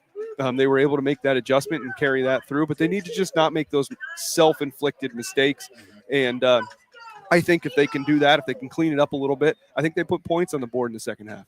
All right, those are our Rehab Centers second half adjustments. Find out more at the rehabcenters.com. That's center spelled the old English way with an R-E-S. We will be back with more of the Allegheny Grill of Foxburg halftime show right here on your daily local and the YDL Sports Network. Golfing at one of the prettiest golf courses around is what you get when you play around at Hunter Station Golf Club just outside of Tionesta. Located in the Allegheny Mountains with a spectacular view of the Allegheny River, Hunter Station offers something for everyone. The rolling hills of the front nine, coupled with a back nine situated along the banks of the Allegheny River, create some of the best views in all of northwestern PA. And when you're done with your round, enjoy a delicious meal or a cold drink in our restaurant and bar. Looking for a place to stay? Hunter Station has you covered there too with play and stay packages. Find out more at hunterstation.com. Need plumbing, heating, or air conditioning services in Western PA? Then call Luton's Plumbing, Heating, and Air Conditioning in Clarion today at 814-226-8695. At Luton's Plumbing, Heating, and Air Conditioning, we believe that a service-oriented business like ours should give you quality care and a quick response time. That's why we stand on our promise, offering you reliable 24-hour service that gets your job done right when you need it. We can also be found on the web at lutonsplumbing.com. Again, that number is 814-226-8695. Craft beer, craft food, craft service. You get it all and more at Station 101 in DuBois. Whether it's a relaxing evening with friends at Cozy Family Dinner or that special night out with someone unforgettable, Station 101 is the place where memories are made. Dive into a new American culinary journey where every bite is made with premium, farm-fresh ingredients. Quench your thirst with our impressive craft beer lineup, 12 brews on tap, over 120 bottles to explore. From the first sip to the last bite, Station 101 delivers an experience that's anything but ordinary. Station 101 in DuBois, PA, crafted for you. Have a fender bender? We can mender at Park Avenue Motor Car. Bring your vehicle to Ron and the crew at Park Avenue Motor Car, 7 South Carver Street in Warren, or call 814-726-9728. Park Avenue Motor Car, proudly serving Warren County for 30 years. Wise Eyes of DuBois and St. Mary's are premier eye care facilities here in our Tri-County area. Their offices and eye care team are dedicated to providing excellence in patient care, eye education, and optical services. Dr. Greg Lineski is a leader in clinical eye care involving eye and vision disorders. Dr. Lineski takes the time to explain the results of your eye exam, describes your options, and listens to your eye care needs, because maintaining good eye health is an ongoing partnership at Wise Eyes of DuBois and St. Mary's. Are you transporting steel or other unique products? Then you need to check out Oil Country Crates. Oil Country Crates supplies certified wood crates or pallets for shipping steel and other products. Oil Country Crates can ship crates throughout the United States and overseas as well, thanks to their ISPM 15 inspection stamp. Oil Country Crates is dedicated to providing prompt and reliable services to all of its customers while abiding to all shipping regulations. Find out more at oilcountrycrates.com. Oil Country Crates, your products, our protection. And we're back here at Conneaut Area High School, just about a minute away from starting the third quarter. At the half, Conneaut leads Warren 35-0. And so we will have a running clock for the second half. And again, Cody, both teams going to be coming into this second half looking for different things. Connie is going to come in looking at this like, all right, let's do what we need to do to get out of here with a win, but do it in a way that we stay healthy. And if you're Warren, you got to look to build on some of the positive things that they've done. Like we said, we've seen them run the ball effectively. Aiden Corbett has over 50 yards at the half. Mm-hmm. Brady Sheen's had time in the pocket. They've tackled well, relatively speaking, in the open field. So, there are some positive things for them to build on. Yeah, Brian. And if this is your first time watching Warren play in the last couple of years, I just want to give you some perspective. In 2023, they were outscored 525-66. In 24, outscored 467-65. So where they're starting is in a kind of a low place, and they're trying to build back up to more and more positives. And from what I saw in the first half, I did not see that team that we saw in 23 or 24. I think one of the big things, if you're Warren, you got to finish a drive. You can't come out of this one without scoring some points. I agree. Yeah. I think that's got to be the primary goal offensively for the Dragons, is figure out a way to put one in the end zone and then build on it from there. Mm-hmm. Absolutely. And a reminder that your view of the field tonight is brought to you by Venango County. There's always something to see and do in Venango County at venangocountypas.gov. And a shout out to our cameraman and mobile hotspot provider, John Sittler, Warren Athletic Director, hooking us up tonight. And our third quarter tonight is brought to you by Acure, with a location in DuBois, is the official insurance provider of your daily local on the YDL Sports Network. Find out more at acrisure.com/mid-Atlantic. And so Conneaut will get the ball to start the second half. It will be, looks like Charlie Blum kicking off for the Dragons. Tonight's game also being brought to you in part by the Lander Hope Clinic. Medical care for your whole family. Call 814-593-0011 or visit landerhopeclinic.com to request an appointment. And it is fielded by Feeney, and Feeney's got a lane. Well, one little shoulder slowed him up just enough, or Feeney might have housed that one. But Conneaut's going to have good field position to start the Acrisure third quarter, already leading 35-0.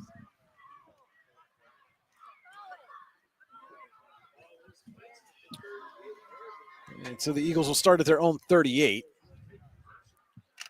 And I think one of the questions you got to ask, if you're Conneaut, is how long do those starters stay in this ballgame? I see Stone still in the huddle.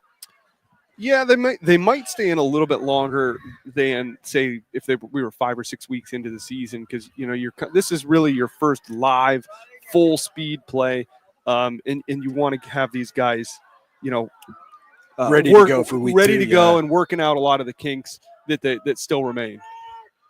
Stone in the gun, and he gives to Ford. Ford picks up a block, escapes a tackle, and heads off down the sideline. Another big gainer for Aiden Ford into Warren territory, down to the 33-yard line. Yep.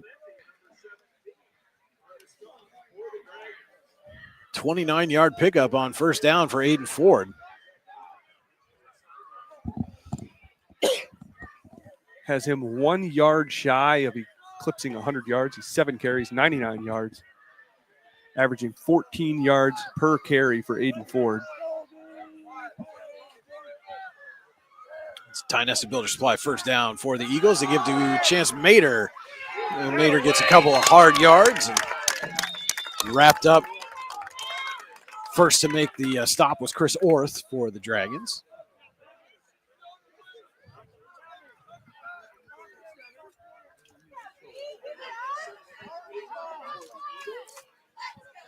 Brings up a second down and 8.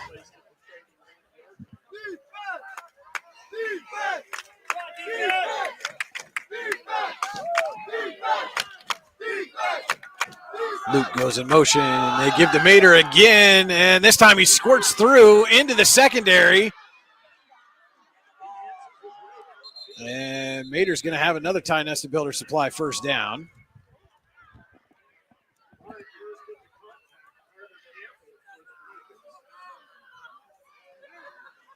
And Mater goes down to the 21 as a 10-yard pickup. And a Tionesta Builder Supply first down for Conneaut. Yeah, Mater kind of disappeared in in between all the linemen and popped out on the Warren side of the ball. 9:19 to go, Acrisure third quarter. And they're going to give it to Mater again. Follows his blockers down for another 5-yard gain.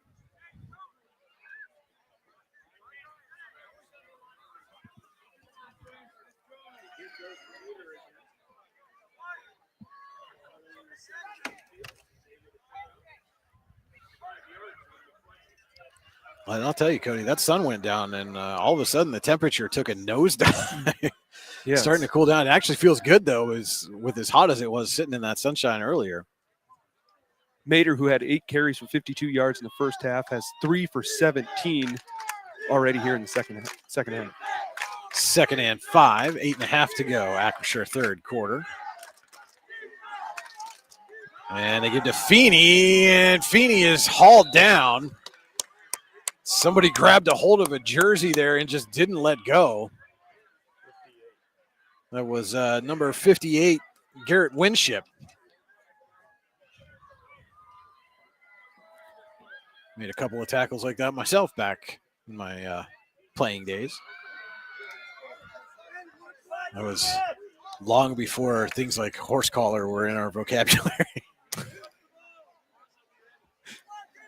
Third down and 3 coming up for the Eagles.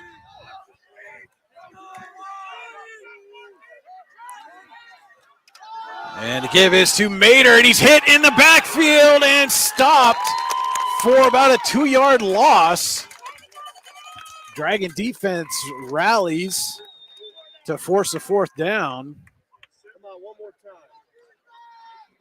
But already this drive going to chew up 5 minutes of the Acrisure third quarter clock.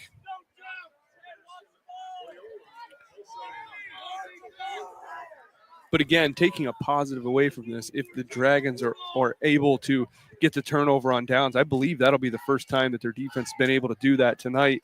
So again, building blocks, stepping stones, whatever you want to call it, it's places that they can go forward from. Stone in the gun, has Mater in the backfield with him. Luke and Ford split to the left, Feeney to the right. Fake to Mater. Throw is broken up by Chris Orth. And for, like you said, Cody, for the first time tonight, the Dragon defense gets a stop. And that's Mason Stone's first incomplete pass of the night.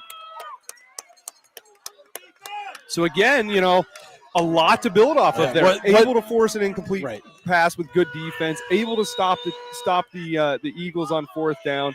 Now, can you finish a drive? Can you put one into the end zone? And, you know, one of the interesting things, you talk about the difference in demeanor from one year to the next, right? At points during that drive, the players on the Warren sideline were still doing things to try to fire each other up, you know, clapping, chanting, let's go defense, those kind of things. And those are again, some of those little things that sometimes can, as long as you stay in that positive mindset, can help you work out. And to give right up the middle, I believe that was Colby Zinger on the carry. It was out to the 20. So right off the bat, a 5-yard carry by Zinger.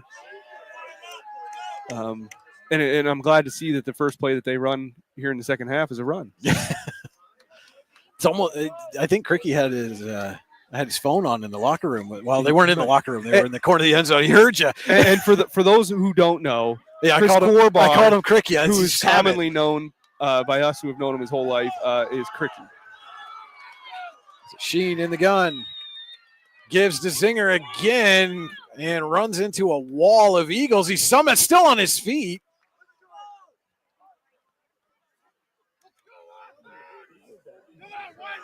Zinger never went down there. I didn't hear a whistle. I mean, everybody just kind of stopped, but he wasn't down. So it's a 1-yard pickup, so it's a 3rd and 4. And we're talking about differences between this team and the last couple of years, where they're at mentally and both mentally and on the field. There's so much fight on that carry there, just for that 1 yard.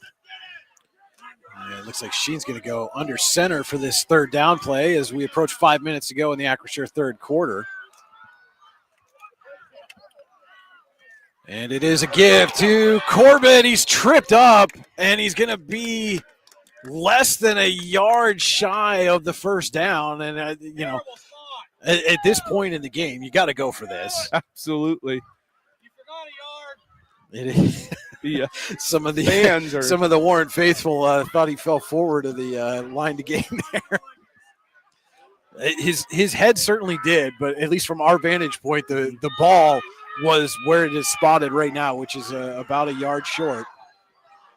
And you know, again, you're talking about a team that's looking for something to build on, and picking up this 4th down, keeping this drive alive in the Acrisure 3rd quarter as the time is running, and they fumble the exchange, and the ball's still loose, and now Conneaut falls on it.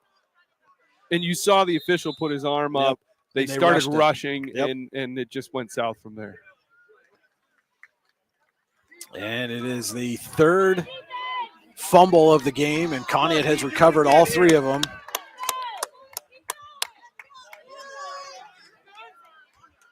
You know, and again, that's some of that inexperience, new coaching staff, new system, new terminology. Coaches taking a little longer maybe to get the plays in and out, and they saw that hand go up with 5 seconds on the play clock, and you could see they kind of rushed the play. Yeah, and it's also, you know, Corbar getting familiar with how quick can his quarterback get that ball snapped. Yeah. You know, there's just a lot involved in there. How quickly can the players get the play into where everybody understands? So 1st and 10 for Conneaut. They give to Ford, and Ford eclipses 100 yards. Ford's down the sideline, and he is gone. 27 yards for Aiden Ford, and his 3rd touchdown of the game.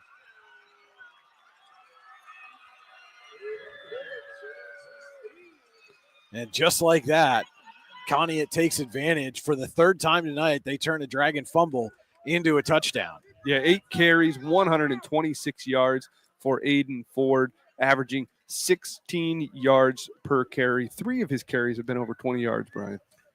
And Street will come on to attempt the extra point.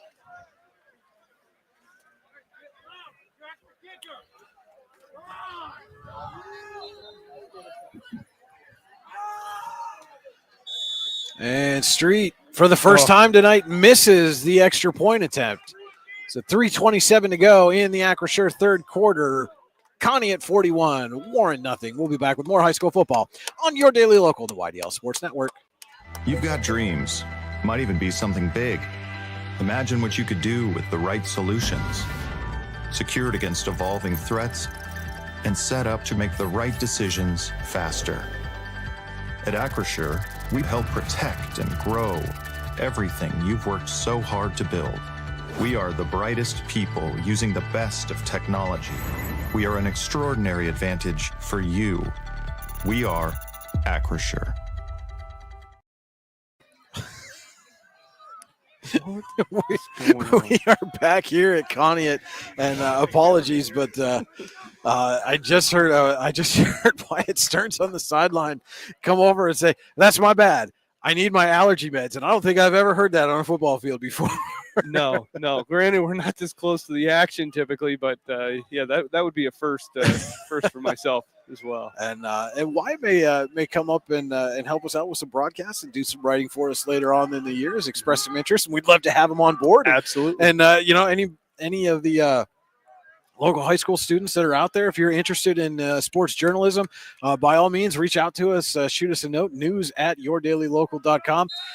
We'd love to gauge your interest and maybe have you come on board and help us out. We've had some good success the last couple of years as the kickoff is taken at the 5-yard line by Aiden Egger, and then he's met just after he crossed the 25. He skirted out of that with a stiff arm, but taken down by Mater. And credit to Egger for getting out of that. Actually, I think he might have lost 2 yards by getting out of it, but more so, staying on his feet, staying upright.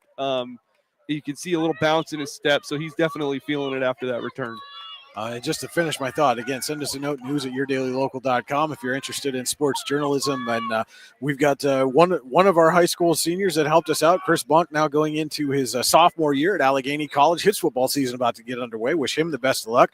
But he was doing play-by-play for basketball and baseball, softball down there for the Gators. And Drew Mandeville now going to be up in Maine and looking to continue his career up there. So if you're interested at all in sports journalism, give us a shout. News@yourdailylocal.com. We'd love to chat with you.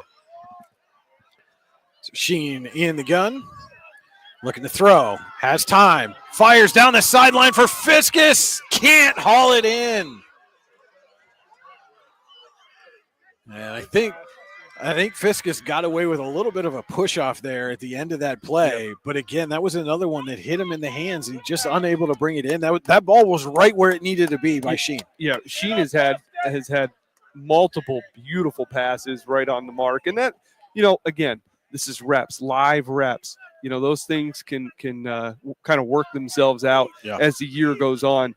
But they don't work themselves out if you don't keep trying. And, so credit to Warren for taking the opportunity. Cameraman John Sittler zooming in on Colby Zinger getting the calf stretched out. I think that is a rite of passage for week 1 of the high school football season. Is somebody got to have their calf start cramping up. Yeah.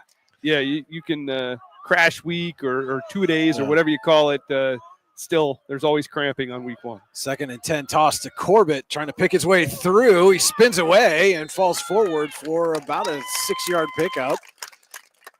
As we're inside of 1:40 to go in the Acrisure third quarter, it'll be a 3rd down and about 6, excuse me.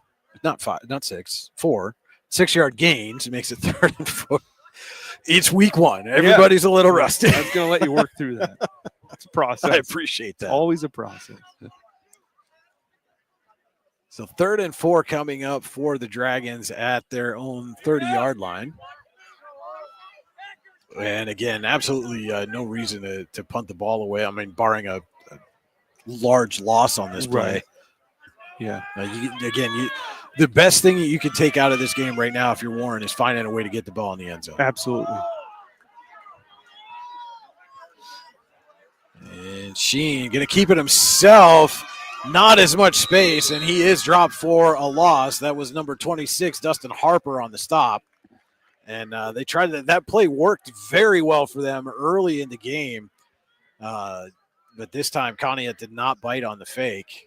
And it looks like they are going to send down the punting unit as Sheen comes off the field.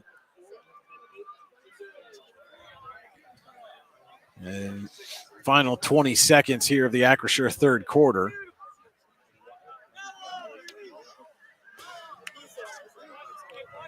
And it It's Braden Feeney back deep to receive the punt, though.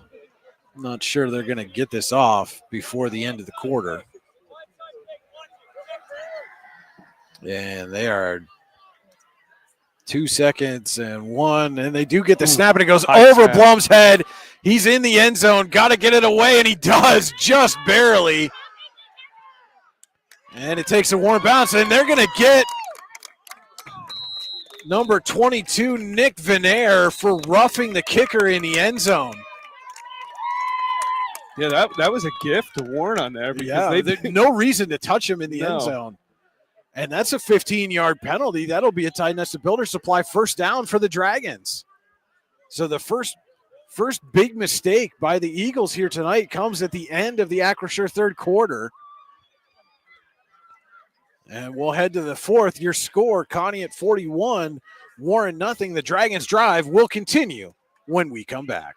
Whether retirement is just around the corner or years away, John Bongiovanni, Lucas Slazak, and Adam Jack of Generational Wealth Management in Erie and Bradford are here for you. John, a Forbes-recognized best-in-state wealth advisor, Lucas and Adam provide customized investment advisory solutions and retirement planning services. Generational Wealth Management offers world-class investment services and internationally recognized insurance products from Northwestern Mutual, an industry leader. The Generational Wealth Management team provides a high level of expertise and service to their professional and business clients. Contact the Erie office at 814-651-0838 or the Bradford office at 814-368-4065 or check them out online at gwm.nm.com.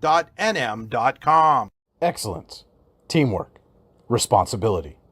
Those are the foundations on which Phoenix Sintered Metals in Brockway is built. Phoenix is a Verischetti family-owned powder metal manufacturer committed to being an industry leader through excellence, innovation, and continuous improvement.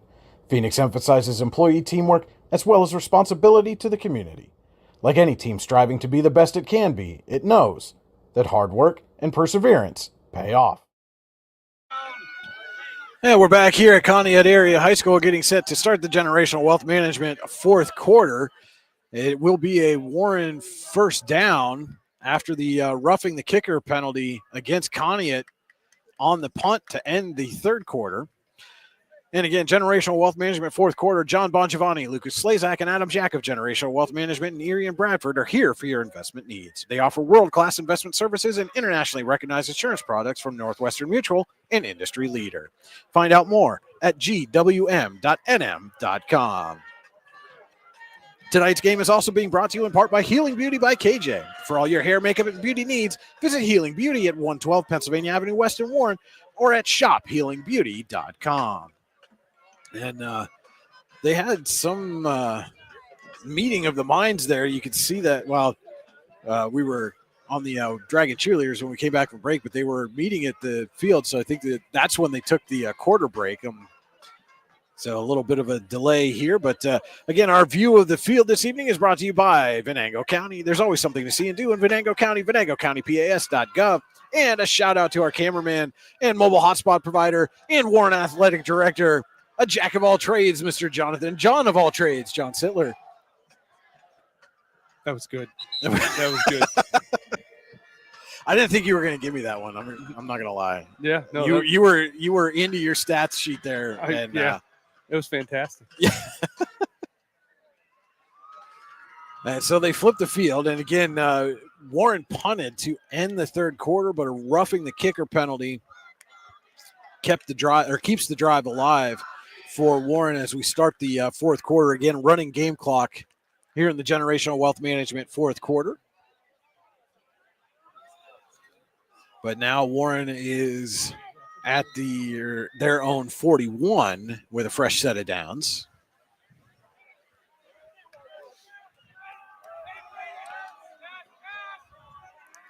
Wonder if we see a pass here. Just heard spread out. Just heard a couple of the players yell pass, and Sheen does look to throw. Under pressure, fires down the sideline. There's a man wide open. It is caught. Tommaso Clemente, 59 yards for the Warren touchdown.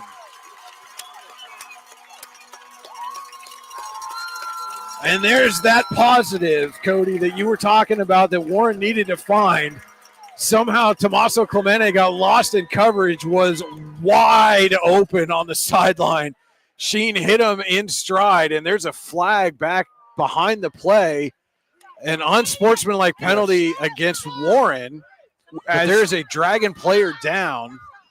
As Clemente was going into the end zone, and I don't know if this is the penalty, but that would be my assumption. He threw up his arms, and I'm wondering if that's what it is. Possible, but again, there is a Dragon down on the field behind the play, and a hush has fallen over the crowd here at Conneaut Area Senior High School as trainers and coaches are on the field tending to that player who is down. For what it's worth, from our vantage point, I did see him kick his leg up a little bit and move his arms, and they are sitting up. That is Brady Sheen that they're tending to.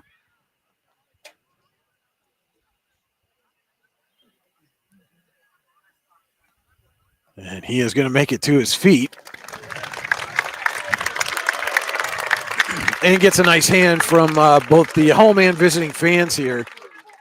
And again, the penalty is after the touchdown. So the touchdown is still good. 59 yards from Sheen to Clemente. And I know what you're saying about maybe the celebration, but the flag was back in the Warren backfield. Okay. Yeah, the only part I saw was the Clemente part. I'm wondering. So, yeah. I wonder.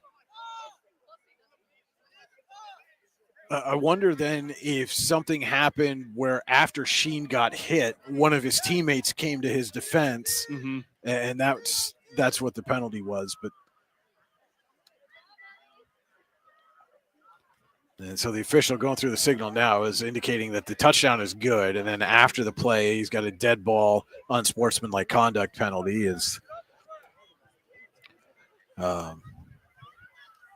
And I just saw Brady's mom and dad walk by, and former Warren athletic trainer Andrea Sheen, and so if there's anybody who's going to know what's going on with them, it is her.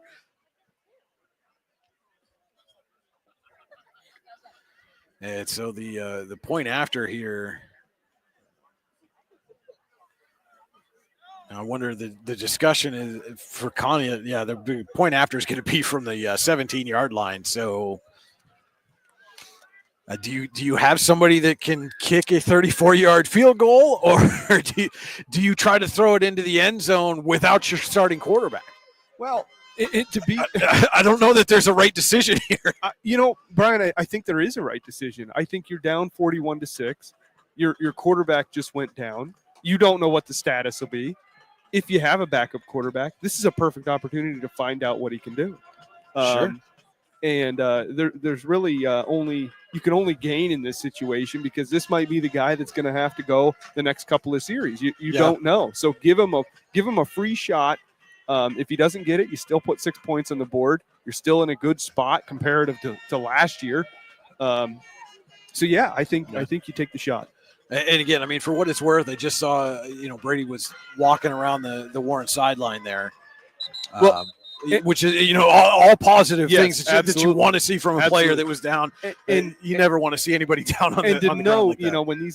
when these kids are hit, and especially in the upper region above the shoulders, a lot of times they're told lay still. Yeah. And that can be a very eerie sight from the fans, from our point of view. But they're told to lay still until the trainers can attend to them and make sure everything's okay. And we are going to try the 34-yard point after. Charlie Blum's going to come out here and try to put some leg into this one. Which again is another one of those things. If he can connect on this, that's another weapon in your arsenal. Yeah, if you're the Dragons and you struggle to put the ball in the end zone a little bit, and slow putting the ball down, and Blum had the trajectory, but just a little bit short. Yeah, and that. But again, that was the holder there was a little bit slow placing the ball. If you have a clean mechanism there, he might have been able to put some more leg into it. Well, and you wonder who practices that. Sure. If it's typically not something that you practice as much as anything else, but also is Brady Sheen typically the holder? Right, yeah. So it's very possible that was the first time. And we don't know, because that was the first time we saw him this season. So, Yeah, all great points. And again, I mean, Blum didn't miss that by much. No, a couple of yards, and that would have been through. I think if you're Warren, to your point, if you're inside the 20, it's an option to go to, absolutely. Especially if you're struggling to finish drives. Yeah, so Blum's going to kick it off here. 11:47 to go in the Generational Wealth Management fourth quarter.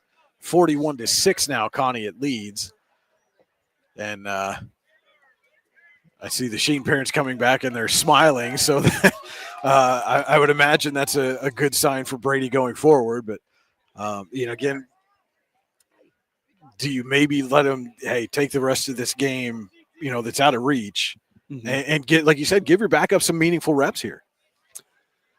Yeah, I think that it's it would only honestly make sense. But at the same point, you had a successful offensive series. You scored a touchdown. You maybe want to ride that at this point. So there's two sides to it, conservative and not so much. So Blum's ready to kick. Feeney's back deep to receive. Is having a lengthy conversation with the official back there. No idea what that's about. But that was a very lengthy conversation that the official was having with Feeney, the deep man for the Eagles. And Blum does kick it deep. Feeney takes it to the 15. Picks up a block. Feeney down the sideline. Spins away, and he is into Warren territory. A big return for Braden Feeney. And I'm a 90s kid, Cody. And I have been thinking it. You know exactly what I'm going with this. Yes, absolutely. And if you're a 90s kid, you know what I'm talking about too. If you know, you know, right? Yes. Yeah. So it'll be 1st and 10 at the Warren 42 for Conneaut. 11:35 to go. Generational Wealth Management fourth quarter. Eagles lead 41-6.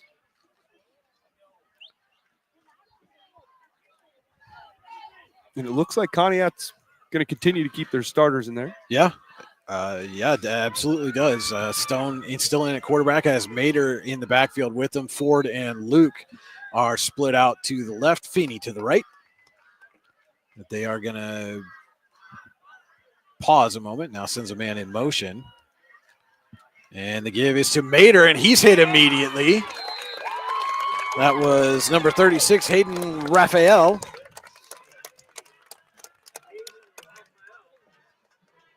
In on the stop for the Dragons.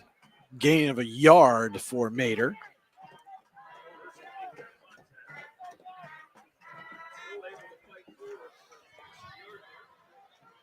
Second down and 9 coming up for the Eagles.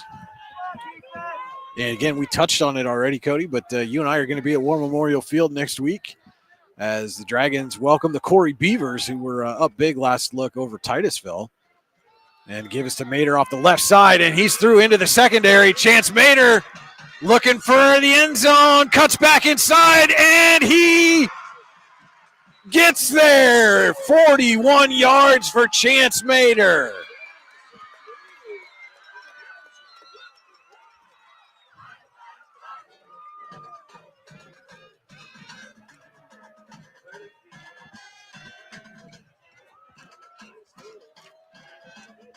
Might be a little bit of extracurricular. Yeah, it looks like a flag came out late.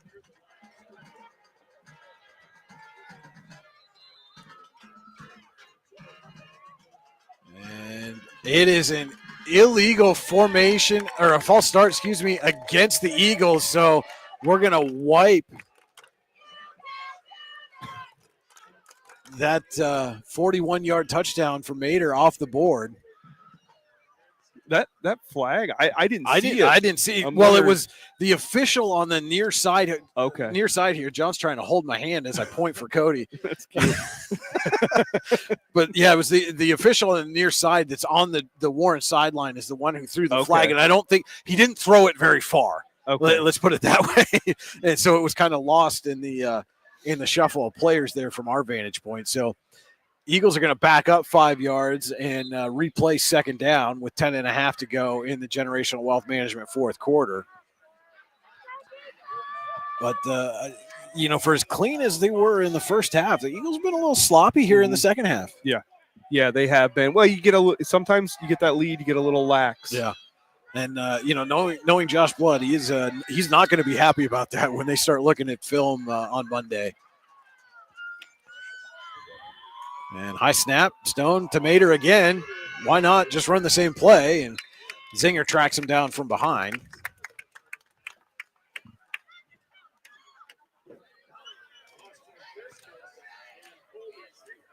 But it will bring up a 3rd down and 6 for the Eagles.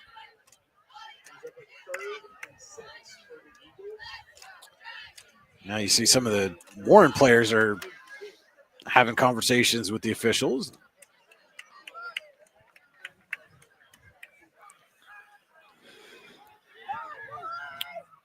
Toss to Wyatt Luke.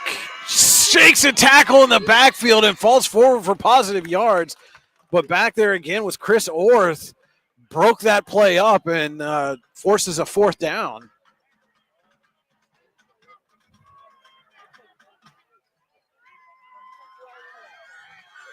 And it's interesting sometimes, Cody, even in a lopsided game like this, what a big play can do for you mentally. Mm-hmm. You've seen, some of the Warren players a little bit more juice this series. Obviously Mater had the big run that was called back, but 4th and 6, they give to Mater up the middle. He's hit in the backfield. Stopped by Hayden Raphael, who had a couple of big plays defensively this series, and Warren for the second time forces a turnover on downs. And you see how that happens. You're starting, not only it's not just one positive. Now you stopped them on 4th, you scored a touchdown, you've stopped them on 4th again. And when Corbar meets with these guys on Monday, those are the things he's going to pay attention to get them in the right mindset to start the week. Obviously, going to work on the things they need to work on, but that keeps your team up as you go forward. So Warren takes over at its own 36-yard line, 8:24 to go. Generational Wealth Management 4th quarter. Dragons put the ball in the end zone for the first time on their last possession. And it is Parker Kaiser in at quarterback for the Dragons. He's going to throw on his first snap, and it's picked off by Wyatt Luke. Kaiser was looking for Charlie Blum. Ball took a little while to get there, and Luke was able to step in front and pick it off. That is an Allstate Insurance to David Jones Agency. Good hands play by Wyatt Luke. You're in good hands with Allstate Insurance and the David Jones Agency. Dave will always help you make the right decisions with your insurance needs. Call him today at 814-223-4000.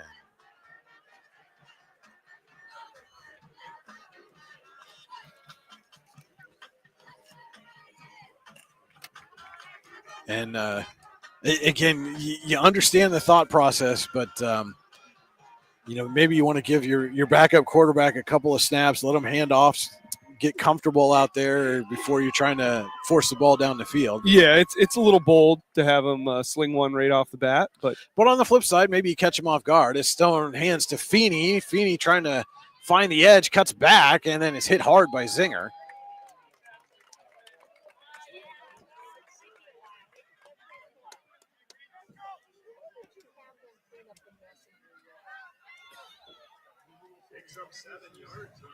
Seven-yard pickup for Vini on that play. And continue to talk about choosing to pass on that play. It's bold, but at the same time, it's Corbar telling his team, like, we're going for it. We're coming out and we're attacking. We're not going to play defense while we're on offense. 2nd down and 3 for the Eagles. And Stone gives to Feeney off the left side this time. And a little shake and bake move, and then gets driven down at the end of the play by Noah Bleach.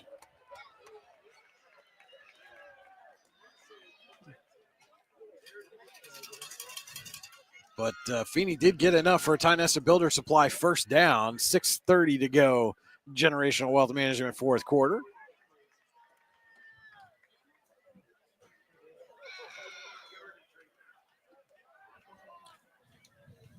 Eagles at the Dragons 27 now.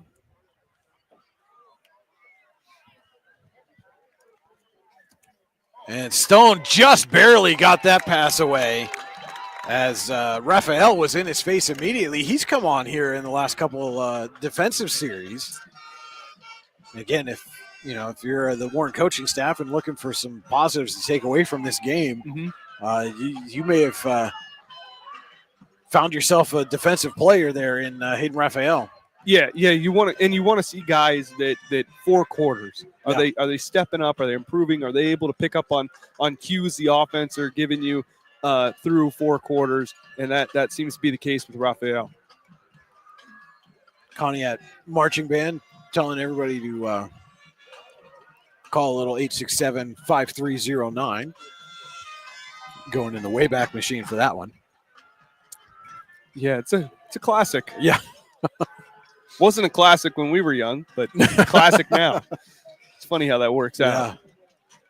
I think that makes us classic, right? Yeah. I'm gonna tell my wife that, see what happens. Not sure what happened like here. There was a penalty, personal foul against the Dragons after the play, and results in a Tionesta Builder Supply first down for the Eagles.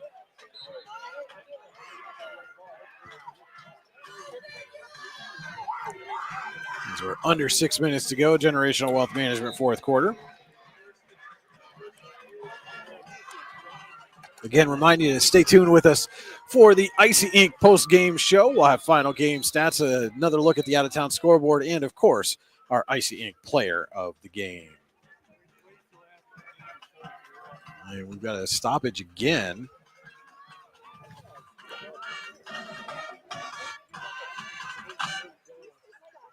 Officials conferring down.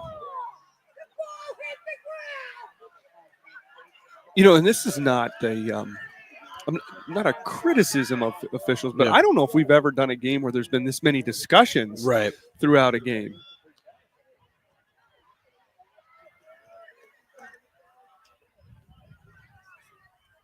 It sounds like they're trying to determine where the penalty should have been assessed from. I mean, that was an incomplete pass. So it should have been wherever the previous line of scrimmage was, which I think was at the 27. I mean, that's where you should be taking the 15 yards from. So this should not be a first and goal if you're going 15 from the previous line of scrimmage.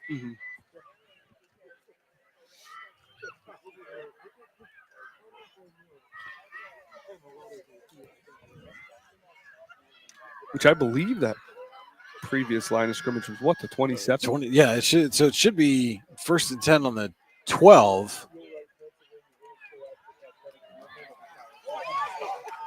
And now we're coming back. We're coming back. And again, this is players getting their steps in. Kind of. I'm an advocate for officials need to be mic'd up so that they're at least through the public address system, just so there's an explanation of what's happening on the field. It's your because it's not like you're getting a signal or anything. So so what they did was they went back to the 27 to mark off the penalty, which is where it should have been from.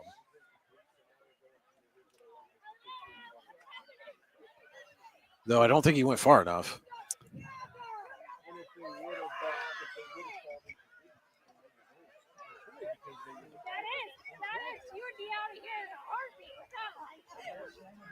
And so now they're moving it up some more.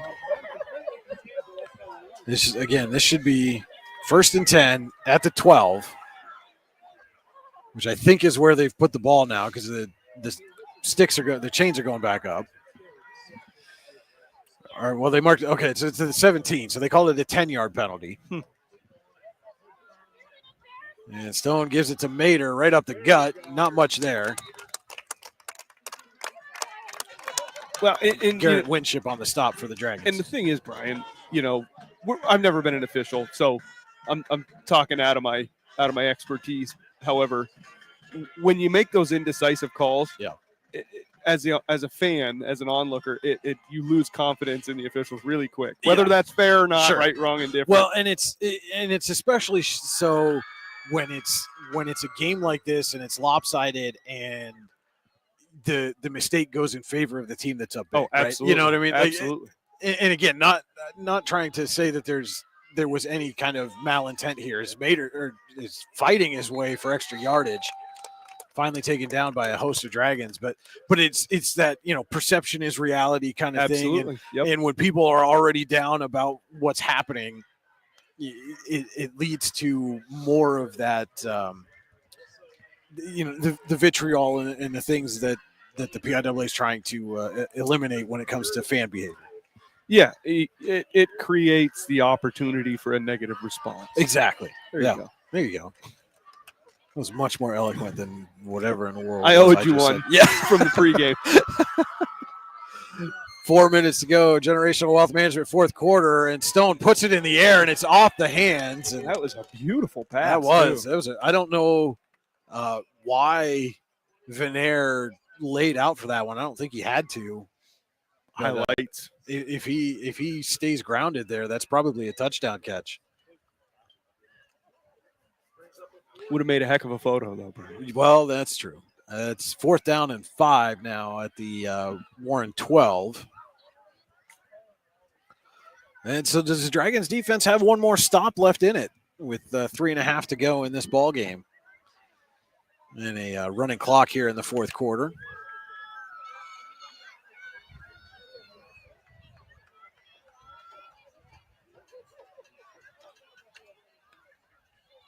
And Stone gives to Ford. And Ford's going to put this one, the exclamation point, with a 12-yard touchdown run.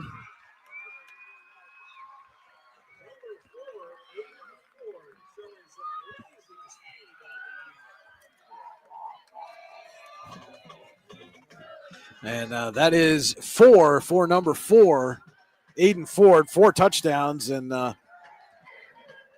again, I think has pretty emphatically said, I'm going to be the guy that takes over that production loss from the graduation of Ferguele. So Street on for the extra point, and this one's up and in.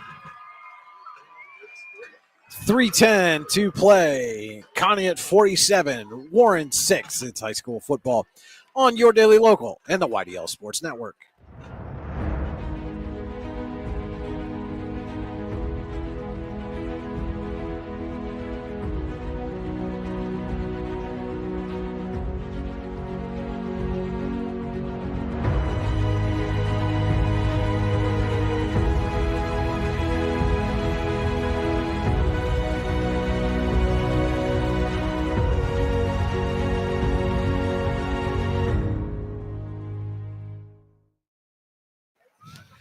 Aiden Ford's 4th touchdown of the ball game has pushed the Conneaut lead to 48-6 over Warren. 3:10 to go. Generational Wealth Management, fourth quarter. Brian Hagberg, Cody Elms with you on the YDL Sports Network. Your view of the field tonight is brought to you by Venango County. There's always something to see and do in Venango County, venangocountypas.gov. And a special shout out to cameraman, mobile hotspot provider, and athletic director extraordinaire John Sittler for helping us out this evening. Just started. Nowhere to go but down, John. Kick is away, and it's going to be taken by Clemente. Trying to get to the sideline. He shakes a tackle, but stepped out of bounds. They're wondering why the whistle, but Clemente absolutely, I could see the back of his heel stepped on the sideline there, so good call. I tell you what, though, Brian, Clemente on his returns, he's got like a vicious burst to him. Well, that's the only way I can describe it. And you saw it on the touchdown reception, too. I mean, they found a player here, I think, going forward for Warren offensively. Yeah, you get the ball in his hands, and I think you're going to see as the season goes on, this kid's going to continue to make plays, and his plays tend to result in a lot of emotion. And looks like maybe there's an injured Dragon on the sideline. Somebody maybe got hit at the end of that, caught in the wash at the end of that play, I think. as the player down is on the Warren sideline, not on the field.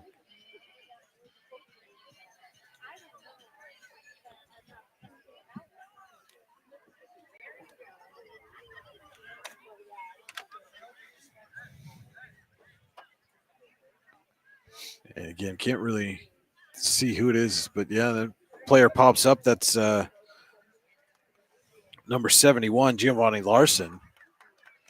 And having a little trouble putting weight on that left leg. And I hope he's okay. And again, I think just one of those instances where the play goes to the sideline, and as a player, you kind of get caught in the wash sometimes. Yes. And Warren will take over at its own 45, so Clemente gave him good field position.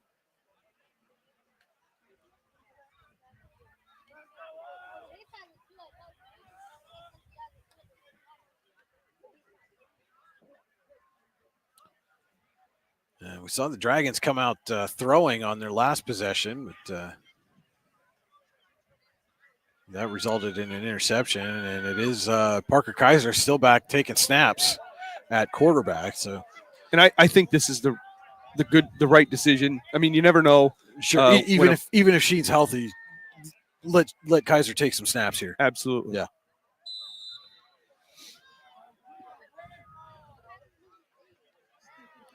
Now we'll see if they go to the air, if he turns and hands it off. No, he is going to throw. Has some time, shuffles, ducks, buys time, throws, and it's picked off again. Venaire with the interception, and Venaire is down the sideline and stopped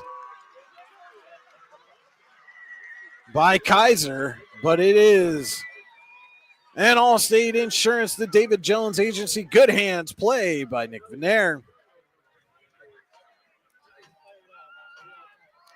You know, and because I'm the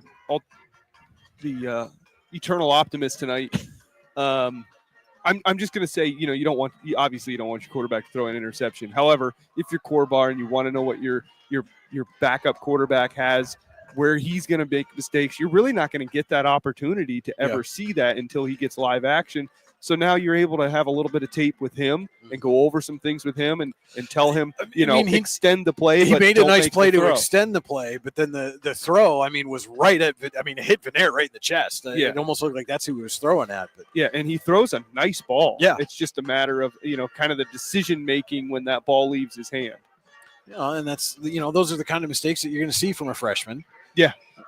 Yeah, and we could very well be looking at, their future quarterback here. 2:35 to play in this one. 1st and 10 at the Warren 17 for Conneaut. Stone gives to Sandow, and he's hit and stopped in the backfield. Colby Zinger, the first one to get to him.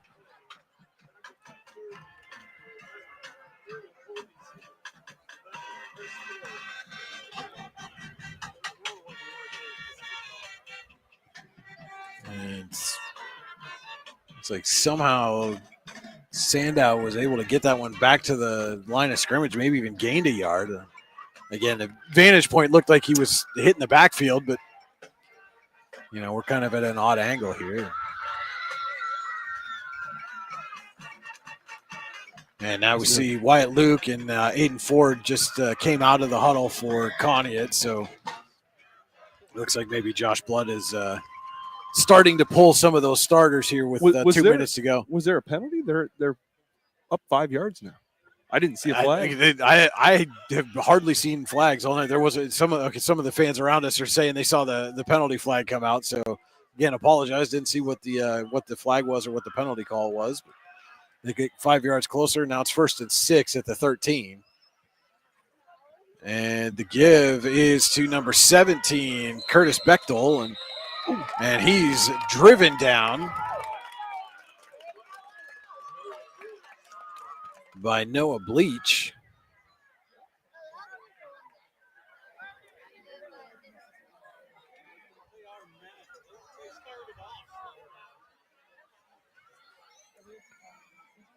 As we're approaching the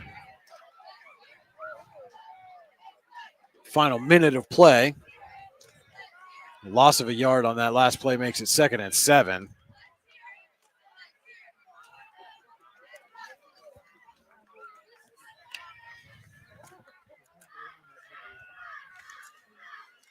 And the give is to Street. And Street gets down inside the 10.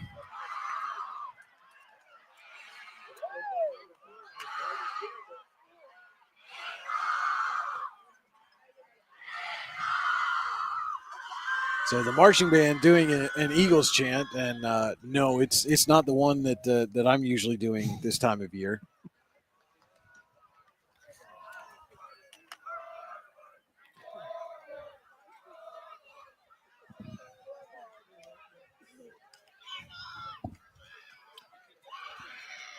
And we are in the final 30 seconds. So we'll see if Conneaut elects to run another play here.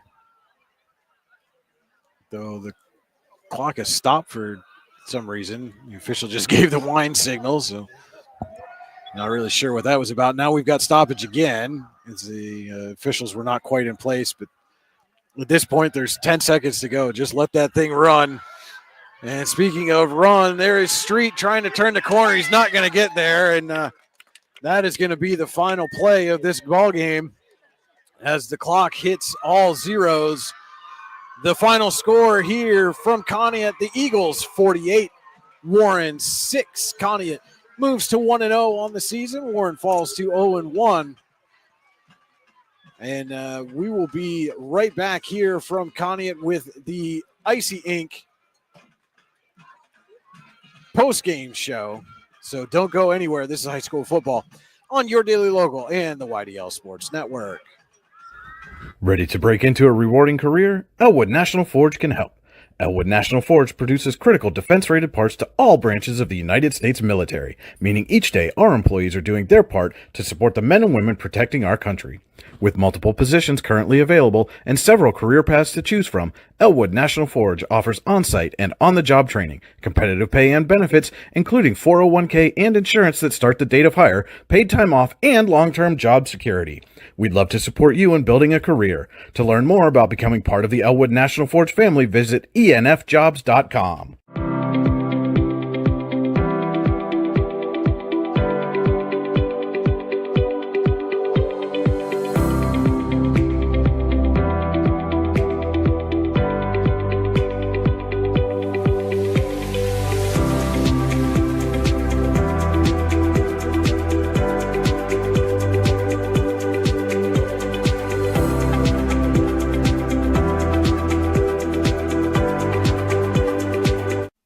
For all your automotive needs, look no further than the Warren Tire Center. From new tires to tire repairs, PA state inspections, wheel alignments, and auto detailing, there's so much more that we can do for you, and there's no reason to go anywhere but the Warren Tire Center in Warren, Pennsylvania. With over 40 years of serving the Warren and surrounding communities, it's always been a great day at the Warren Tire Center. We offer same-day service and walk-ins are welcome. Open Monday through Friday from 7:30 a.m. to 5 p.m., the Warren Tire Center can be reached at 814-723-8050 and on the web at warrentirecenter.com. You've got dreams. Might even be something big. Imagine what you could do with the right solutions. Secured against evolving threats and set up to make the right decisions faster. At Acure, we help protect and grow everything you've worked so hard to build. We are the brightest people using the best of technology. We are an extraordinary advantage for you. We are Acure. Here at the Warren County Chamber of Business and Industry, we like to focus on our community and help our local businesses expand and succeed. Why join WCCBI? Not only do we offer a way for local businesses to grow and prosper, but we also provide business development, community involvement, and member benefits. Becoming a member of WCCBI includes benefits such as networking and ribbon cutting. Become a member or to see additional information, visit WCCBI.org today. With locations in Shippenville and Tionesta, Tionesta Builder Supply is a full-service home improvement center specializing in everything you need to build or remodel your home. From power tools and accessories to paint and sundries and general hardware merchandise, Tionesta Builders has everything you need to get your project done quickly. Find out more at tionestabuilders.us and like them on Facebook. At AGI Industries in Clarendon, our state-of-the-art fabrication facility brings your custom-engineered products to life. With cutting-edge machinery and skilled professionals, we deliver precision-crafted solutions tailored to your needs. From trench box and storage container rentals to sandblasting, refurbishing, and painting equipment, plus expert metal fabrication, compressor stations, filters, separators, ASME vessels, and pig loaders, AGI Industries is your one-stop shop for quality and innovation. Call 814-728-6050 for more information or to secure a rental. When it's your special day, we know you want everything to be just perfect. That's why at the Allegheny Grill in Foxburg, we spared no expense in creating our new indoor-outdoor wood-framed event center with waterfalls, gorgeous views of the Allegheny River, a fire pit, and plenty of parking. The Allegheny Grill in Foxburg will take care of everything from catering to bartending, so all you have to do is bring the fun. We do it all for your wedding, anniversary party, corporate event, and so much more. One look at our new facility and we know you'll fall in love. And remember, the view is always free at the Allegheny Grill in Foxburg, PA.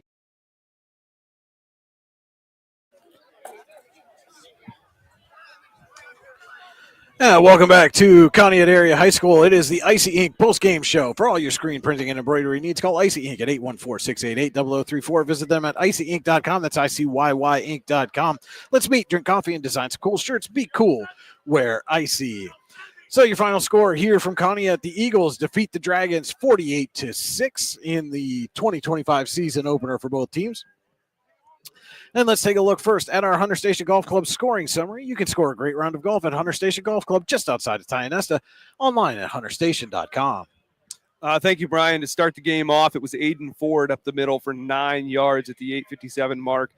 Nick Street got the kick. At 3:45, Chance Mader scored his first touchdown around the home side of the field for a 16-yard score to go up 14-0. In the second quarter, with 9:38 left to go, Wyatt Luke escaped 3 Dragon defenders to go 58 yards down the field, putting the Eagles up 21-0. 4:59 left. It was Mason Stone escaping the sack, and he hit Wyatt Luke for his second touchdown of the day, or of the evening. 6-yard score.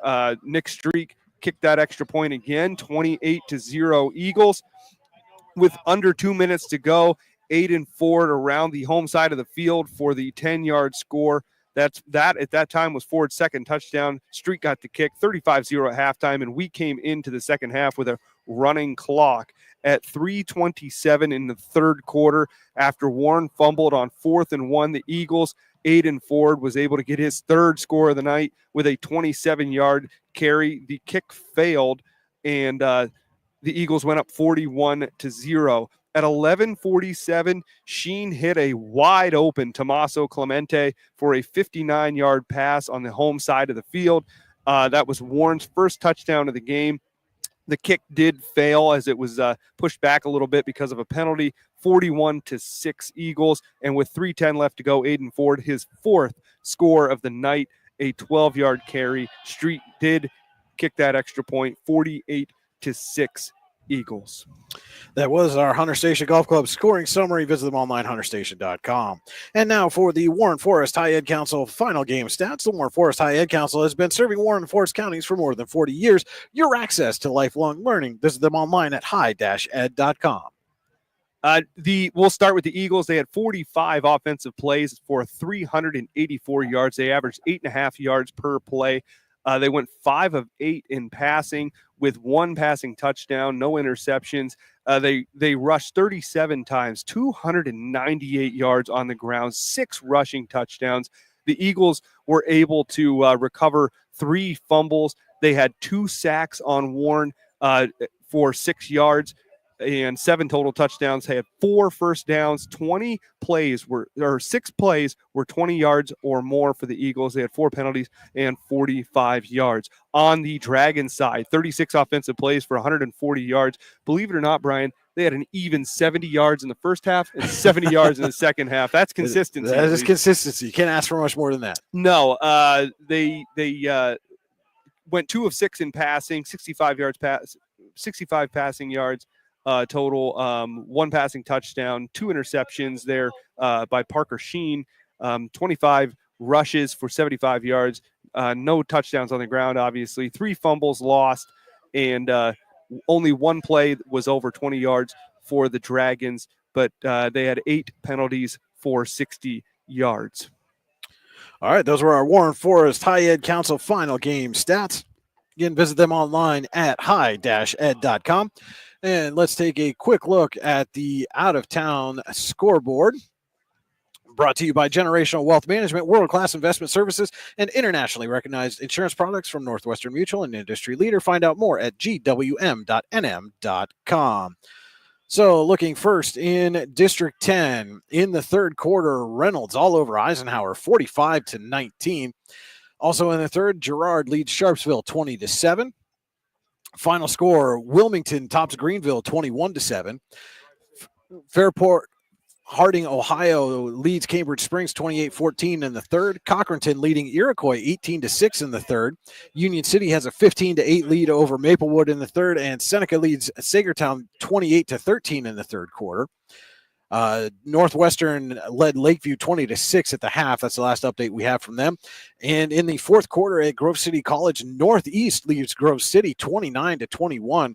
Slippery Rock has a 13-0 lead over Fairview in the second quarter.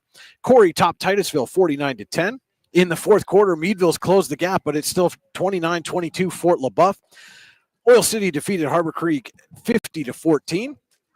And Cathedral Prep at the half led Erie 7-0, while Highland, Ohio led McDowell 35-0. Tomorrow in District 10, Farrell is at Hickory, Franklin's at Mercer, and Mercyhurst Prep is at Sharon. We're going to pause the out-of-town scoreboard because we have our Icy Ink player of the game. I'll get him in the camera shot here and zoom in for you. It is Conneaut's Aiden Ford. And Aiden, first of all, congratulations on the win. And what did you see from your team offensively tonight that allowed you guys to be so successful? Well, we've been putting in work all off season. I mean, the amount of work that we put in is tremendous. And I really think when you put that much work in, the end result is only going to be a win.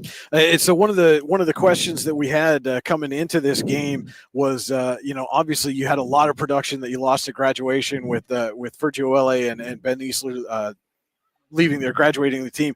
You replaced a lot of that yourself tonight. You had 9 carries, 138 yards, and 4 touchdowns by our count. What was working so well for you on the ground? Well, the counter, it's deadly, man. I mean, nobody can really stop it. The offensive line, I got to give them so much credit because they've been blocking for me, and they just did a tremendous job. It's not all me. It's on them too. And yeah. And so you guys were able defensively to get a couple of quick turnovers early in the first quarter. How much of a momentum shift is that for you when your defense is able to go out and get the ball right back for you to start the game? Oh, that's a tremendous momentum shift. I mean, we come out hot, we make a statement, and make them not want to play anymore. And I think that's what we did. And so I would be remiss if I didn't ask. You've got, everybody knows the turnover chains and things, but you got one on yourself, and it says Cash Football BFF. Who's your BFF? What's the chain, man? You got to explain this one to us. Well, this is for the player of the game, and we give it out every game to whoever is the most productive, I'd say. So yeah. So appropriate then that you are wearing that chain as you are also our Icy Ink player of the game. And, Aiden, how do you, you guys were obviously a playoff team a year ago. You want to get back there. How much does getting a big win like this to start off this season help build that confidence and lead you back to getting into that postseason mindset for this year? Oh, I mean, it means everything. We talked about it all week long. This is a statement game, and we gotta make a statement here. Last season, we kind of squeak into the playoffs, and we're not looking to do that this year. We want to make sure everyone knows that we are a playoff team and we're going to be a playoff contender. Well, if you keep running for 138 yards and 4 touchdowns on 9 carries, you guys are definitely going to be a playoff contender. Our Icy Ink player of the game, Connie, it's Aiden Ford. Aiden, congratulations and good luck the rest of the way. Thank you. All right, we'll be back with more of the Icy Ink post-game show right after this. Here in Warren County, Seneca Generation delivers more than electricity. We provide clean, reliable power, and we're proud to call this community home. Our team is committed to giving back, supporting local programs, and helping create opportunities that make a difference for families, schools, and neighborhoods. Because powering homes means empowering lives. Seneca Generation, powering your home, empowering our community.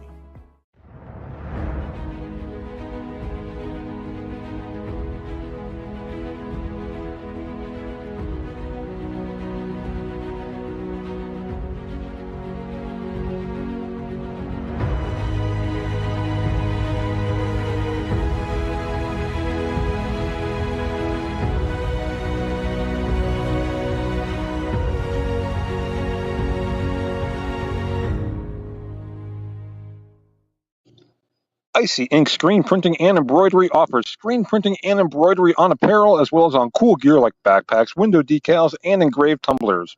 We also specialize in team, business, and organization fundraisers. Check out our Icebox stores online at icyink.com or give us a call at 814-688-0034.